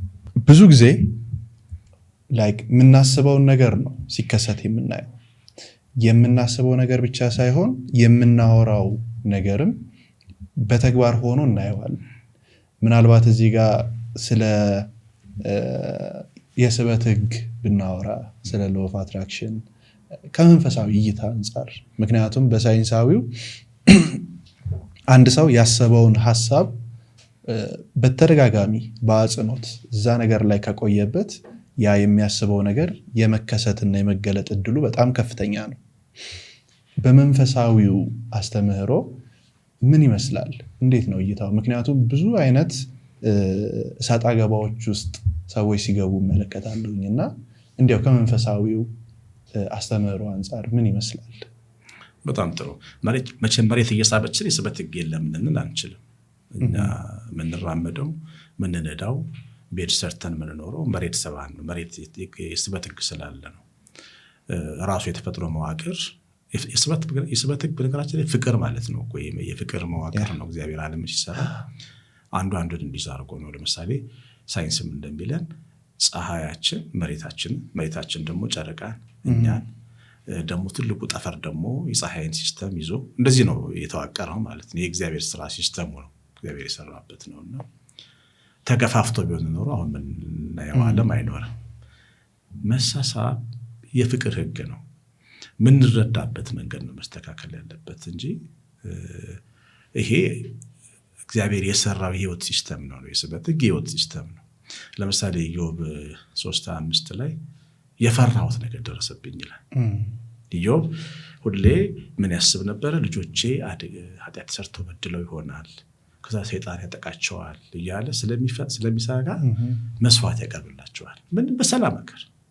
ከዛም ባለፈ አልተናገረውም እንጂ ቤቴ ቢፈርስስ ንብረቴ ቢወድምስ ብሎ ሳያስብም አይቀርም። ሰይጣን ተመለከቱ ሳበው ማለት የዚህ የሰውየው ፍርሃት ሳበው። መጽሐፍ ቅዱስ ፍርሃት ቅጣት አለው ይላል። ትልቅ አባት ነው ኢዮብ፣ በረከቱ ይድረሰኝ። ግን እንደ ሰው ነው የምናገረው ማለት እንዲገባም ብዬ እንጂ የኢዮብን ከፍ ያለ ህይወት ክብር ትንሽ አድርጌ እያየው አይደለም። ግን ኢዮብ ያፍራቱ ምን አመጣበት? ሰይጣን ምድርን ዞርኳት ተመለከትከው አለው እግዚአብሔር። አየው ማለት ለምንድን ነው ያየው? ኢዮብ ይሄን እያመሰገነ እየዘመረ ቢሆን ኖሮ አልፎት ነበር የሚሄደው። በጣም ነው የሚበሳጭበት የነበረው እና ያው እንዳለው እንደተደገሰለት መጣበት ማለት ነው። እሱን ተናገረ፣ የፈራሁት መጣብኝ። እና አየህ ደግሞ ዳዊት ምን ይላል? መዝሙር 37 ላይ ምን ይላል? በእግዚአብሔር ደስ ይበልህ የልብ መሻት ይሰጥሃል ይላል። መጀመሪያ ደስ ይበልህ ነው የሚል በማ በእግዚአብሔር ዝም ብሎ ምንም ሳይሆን ደስ ይበልህ። ሰው ብድ እስኪል ድረስ እግዚአብሔር የፈለከውን ልብን ይሰጣል። ደስታ ምን ያመጣል? እግዚአብሔር ስጦታ ያመጣል ማለት ነው። እና ይሄ እውነት ነው። ግን ይሄንን እውነት የምንረዳበት መንገድ በጣም የተዛባ ነው። እሱም ነው መስተካከል ያለበት። ሰው ሲስተሙን ሲያመልክ ሲስተሙን የሰራውን ጌታ የተወና ሲስተሙን ለምሳሌ ኢማጂን ባረግ እንዲባስበው ይመጣል ወደ እኔ ሰጪውስ ደስ ይበልህ ጥሩ እግዚአብሔር ይሰጣል ነው የሚለው። ሰጪውን መርሳት ነው ትልቁ ችግር። እና ስጦታውን ደግሞ ማምለክ። በምድረ በዳ እስራኤል ሲጓዙ እባብ ነደፋቸው እና ከዛ እግዚአብሔር ምን አለ? የነሐስ እባብ ስራና አለው ሙሴ በኮረብታ ላይ ያስቀል ያንን እያዩ ይድናሉ አለ። ህዝቡ እባብ ሲነድፈው ያንን እባብ ሲመለከት ዳነ። ያው ክርስቶስ ተሰቅሎ ወደፊት ዓለምን እንደሚያድን ምሳሌያዊ ስዕል ነበር። እና እስራኤል ያንን የነሐስ እባብ ወስደው መቅደስ ውስጥ አስቀምጠውት ነበር፣ የእግዚአብሔር ማዳን እንዳይረሳ ማለት ነው። ከሆነ ዘመን በኋላ የነሐሱን እባብ አምላክ አድርገው የሚያመልኩ ሰዎች ተፈጠሩ። አየህ፣ ሰጪውን ረሱና ስጦታውን ማምለክ ጀመሩ ማለት ነው። እና አሁንም ሲስተሙን ማምለክ ያሁኑ መስተካከል አለበት ብዬ የማምነው። ለምሳሌ ይሄ ዩኒቨርሲቲ ትልቅ አቅም አለው። በዩኒቨርሲቲ ላይ ሁሉ ነገር አለ። እግዚአብሔር ያሰናደው ዓለም ነው። ይሄ ቤት የሰራው ቤት ነው። ግን ዩኒቨርሲቲ አምላክ አይደለም። አየህ፣ ሰው ዩኒቨርሲቲ አምላክ በቃ ሰሪው የለም፣ ግን ዩኒቨርሲቲ አለ። ለምነው አስብ ያመጣልሃል፣ አቅራቢ ያደርጉታል ማለት ነው ዩኒቨርሲቲ። ግን እንደኔ ሆነ ለምሳሌ በቤቴ ውስጥ እኔ ቤት ሙቅ ሻወር አለ፣ ቀዝቃዛ ሻወር አለ፣ ልጆቼ መኝታ ቤት አለ፣ ማረፊያ ቤት አላቸው፣ መጥኛ ቤት አላቸው፣ ወንበር ጠረጴዛ አላቸው፣ ምግብ አለ። ደውለው ምግብ ያዛሉ፣ ይመጣላቸዋል። የኔ ቤት ለልጆቼ ሙሉ ቤት ነው። የኔ ቤት ግን ያን ቤት አልሞላው፣ እኔ ነኝ የሞላሁት። እኔን ደግሞ እግዚአብሔር ነው ይረዳኝ። አየህ፣ ግን ልጆቼ ተነስተው የኔ ቤት ቢያመልኩስ? ቤታችን ሙሉ ነው፣ ዋይፋይ አለ፣ ምን አለ፣ ሻወር አለ። የኛ ቤት እኮ አምላክ ነው ቢሉስ? ሐኪም ቤት ነው የሚሄድ ያለባቸው። እንደዚህ ነው። አየህ፣ የአሁኑ ዘመን አመለካከት መስተካከል ያለበት የእግዚአብሔር የሰራውን ሲስተም ራሱ ሲስተሙን አምልኮ ሰሪውን ገለል የማድረግ ችግር ነው ይታያል። ብዙዎቻችን ከልጅነታችን ጀምሮ አሁን ድረስ ሁሌም የምንጸልየው ጸሎት አለ። አክቹዋሊ ሁለት ጥያቄ ነው መጠየቅ የፈለኩት። የመጀመሪያው ስንጸልይ የምንጸልየው ጥያቄ ነው መሆን ያለበት ወይንስ ምስጋና ነው መሆን ያለበት? እንደዚህ ስጠኝ፣ እንደዚህ አድርግልኝ፣ እንደዚህ ይሁን ማለት ብቻ ወደ ምሬት ውስጥ አይከተንም? አንደኛው ጥያቄ እሱ ነው። ሁለተኛው ደግሞ ስለ አባታችን ሆይ ጸሎት እንድናወራ ነው። ወደ ሁለተኛው ግን ከመግባታችን በፊት የመጀመሪያው ጸሎታችን ምንድነው መምሰል ያለበት? ምክንያቱም ምሬት ይመስለኛል አንዳንድ ጊዜ በቃ እንደዚህ አድርግልኝ፣ እንደዚህ ሁሌ ፈጣሪን ትእዛዝ ነው የምንሰጠው። ከዛ ባለፈ እንዴት የምር ውስጥ ያለውን ስሜት እንዴት አድርጌ ልግለጽ? እንዴት አድርጌ መጸለይ አለብኝ? በራስ በቤተሰብ እኔና ልጆቼን አድርጌ ላሳይ። እግዚአብሔር ነኝ አባትና ልጅ አይደለም። አሁን ይሄ ልጆቼ ብልጦ ነው ሊመጡ ይችላሉ። ባባ አንተ እኮ ደግ ነህ፣ አንተን የመሰለ እኮ አባት የለም ምናምን ሲሉኝ ምንድን ነው የምፈልጉት? ቶሎ ተናገሩ ነው ብላቸው አልቀበለውም ምስጋናቸውን። ለምን ሊቀበሉኝ እያመሰገኑ ነው ማለት ነው። ደግሞ እያለቀሱ ምን ሆናችኋል? ዝም ብሎ ሲያለቅሱ አቆም። ልጆቼ ምስክሮች ናቸው። ሳታለቅስ እኔ አባት ነኝ፣ ጠይቀኝ፣ የምትፈልገው እሰጥሃለሁ እለዋለሁ። ተረጋግቶ በደንብ ተረጋግቶ ሲጨርስ ባባ እንዲህ ማድረግ እሰጠዋለሁ ወዲያው ማለት ነው። ማልቀስ ግን አያስፈልገውም ከኔ እጅ ለመውሰድ። እኔ ደግ ነኝ ለልጆቼ። እና ምንድነው አንዳንዴ እግዚአብሔርና እኛ እኔና ልጆቼ አድርገን ካላሰብነው በስተቀር ሊገባን አይችልም። እግዚአብሔር አባት ነው። አባት ነኝ ብሎ ነገሩናል። ገላትያም ላይ ተጽፏል። አባ ብለን የምትጮህበትን መንፈሱን ሰጥቶናል። አባት ለምንጮህበት ነው። ስለዚህ አባት ነው እግዚአብሔር። አባት ከሆነ እኛ ልጆች ስናመሰግነው ካመሰገነው የእውነት ለመቀበል እንዲያርገልኛ ምናምን ብንለው ቅድም እንዳልኩ ነው ብልጠት ነው። ደግሞም ለምንድነው አንድ ጓደኛ አሜሪካን ሀገር ይኖራልና 3 ሴት ወለደ። አንድ ወንድ እየፈለገ ማለት ነው። አራተኛ አልትራሳውንድ ሲታይ ሴት ሆነች። ብስጭት ብሎ ደወለልኝ። ምን አርጌው ነው ያንተ አምላክ እግዚአብሔርን የኔ አምላክ አልኩ ብቻ በዛ እንደዚህ ያለና ከዛ ምን አለ ሐሴት ስሟን ማን ልበላት ምናምን አለና ምን አሰብክ ስለው ሐሴት ልላት ፈልጌያለሁ አለ። ሐሴት ተዋሻለህ እንዴ ምን አረኩ ብለህ ምን በደልኩ በላት ለምን ተዋሻ? ከዛ ሳቀ በቃ ራሱን አየማ እግዚአብሔር ትክክለኛ እንደውም እንደ እስራኤል ሴቶች እግዚአብሔር እኮ እስራኤል ሴቶች እኮ ወደተኛው እንደሚናገሩት ክብር ከእስራኤል ለቀቀ የመከራዬ ልጅ ስም ሲያወጡ ማለት ነው። ለምን እግዚአብሔር አይዋሽ ጄኒውን ትክክለኛ ሰው እንድትሆን የሚፈልግ ስትበድልም ትክክለኛ ኃጢአተኛ ሆነ ነው መምጣት ያለብህ እና ማስመሰል የለም። እግዚአብሔር ግብዝነትን ይጸየፋል። ጌታ አጥብቃችሁ ተጠንቀቁ ያሉ ከፈሪሳውያን እርሾ ነው ከግብዝነትና ስንጸልይ የውሸት ምስጋና ድርድረዋል ሞክረዋልና አንድ ወር ምንም ነገር የለም። ከዛ ወደ መሬታችን መጣለን ማለት ነው እና ከእግዚአብሔር ጋር ጤነኛ የሆነ እንደ ልጅ ነው መለመን ያለብን። አንድ እህት አለችኝና ትልቅ ሴት ነች። መድኃኒዓለም ሜዳ የምትጸልየው ትነግረኛለች። የኔ ጌታ ሙት ትስልል ሲቀበርልህ በእናት ነው ማለት ሌላ ነገር የለም ማለት በሩ ላይ ነው የሚሰማኝ ትለኛለች። በሩ ላይ ለምን ገብቷታል እግዚአብሔር። አየህ ይሄ አባትነቱን እንድንረዳ ነው የሚፈልገው። ለሱ ምንድነው እኛ የምንጠይቀው ጥያቄ ግን አልሰጠነውም። የልጅነት መንፈሳችንን አየህ ጸሎታችን ልጆች መሆናችንን የሚያረጋግጥ መሆን አለበት። ከፈለክ ትልቅ ነገር መልመን ትችላለህ አምነህበት ከሆነ በጣም ነው ደስ የሚለው ባንተ እኔ አንተ ልጅ ሆኜ ይሄ የማይመጥነኝም ማለት ትችላለህ። ዋናው መንፈስህ የልጅነት መንፈስ ነው ማለት ነው። ውሸት የሌለበት እንጂ ጸሎት አሁን አንተ አሰደተዋለም ሰውየው ልጆቼ ነው ምን አስተማርኳቸው አባባ ባሉኝ ምናምን አደረኳቸው ተነስቶ ባባ ይለዋል። ደመ ነፍስ የሚነግርህ ነገር እኮ ነው ጸሎት ራሱና እርግጥ ስርዓት ይፈልጋል። በተለይ ህብረት አምልኮ ሲሆን ቅድም እንደተባለው አባታችን ሆይ ጌታ እንዳስተማረን የጉባኤ ጸሎቶች አሉ በቤተክርስቲያን እኛም እንጸልያቸው አሉ። የሌሊት መዝሙርን እንደግማለን ውዳሴ ማርያም ምናረጋቸው አሉ። ግን በግል ግን አንተና እግዚአብሔር አንተ አባትና ልጅ ናችሁ መርሳት የለብን። በቃ እና እንደነ ጸሎት ስንጸልይ የሚመለስል በፍጥነት ሞክሩ ታዩታላችሁ።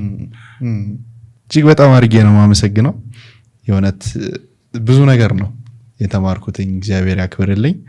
ይሄ ቪዲዮ የሚለቀቀው ለመስቀል ነው እና እንኳን አደረሳችሁ መልእክትን በዚሁ ያስተላልፉልኝ። እንኳን ለብርሃነ መስቀሉ ሁላችሁን አደረሳችሁ። መስቀል ፍቅር ነው። ባህል አለን፣ ሃይማኖታዊ ባህል አለን።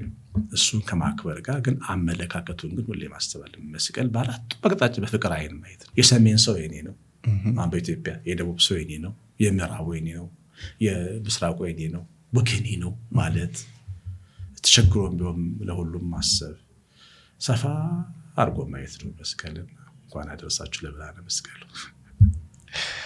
አሜን። እጅግ በጣም አድርጌ ነው የማመሰግነው። እግዚአብሔር ያክብርልኝ፣ እግዚአብሔር ይስጥልኝ። በጣም ብዙ ከዚህ በኋላ የምንገናኝባቸው የምንወያይባቸው ጉዳዮች ይኖራሉ ብዬ አስባለሁ። ፍቃዶ ከሆነ ሌላ ጊዜም መተው እዚህ በደንብ እንደሚያስተምሩን ጥያቄ ላቅርብ። በደስታ በርታ። አንተም በጣም አስተማሪ በጣም የሚያንጽ ፕሮግራም ነው ያለ። በደንብ ነው ማዳምጥህ። እንግዶችን በጣም ማዳምጠው። ብዙ ትምህርት፣ ብዙ ጥበብ፣ ብዙ ዕውቀት ያስፈልገናል ከሁሉም አቅጣጫ ማዳመጥ።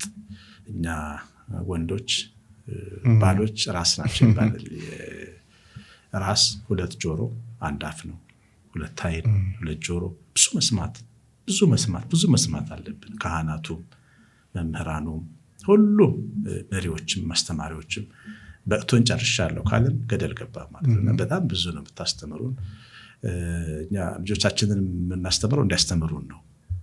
የተወሰነ ድረስ እንስጣቸውና ከዛ ደግሞ እነሱ እኛን ማስተማር ይጀምራሉ። እና በጣም ድንቅ ፕሮግራም ነው ያለ። በርታ፣ እግዚአብሔር ያግዝህ። አሜን አሜን። በጣም አድርጌ ነው የማመሰግነው።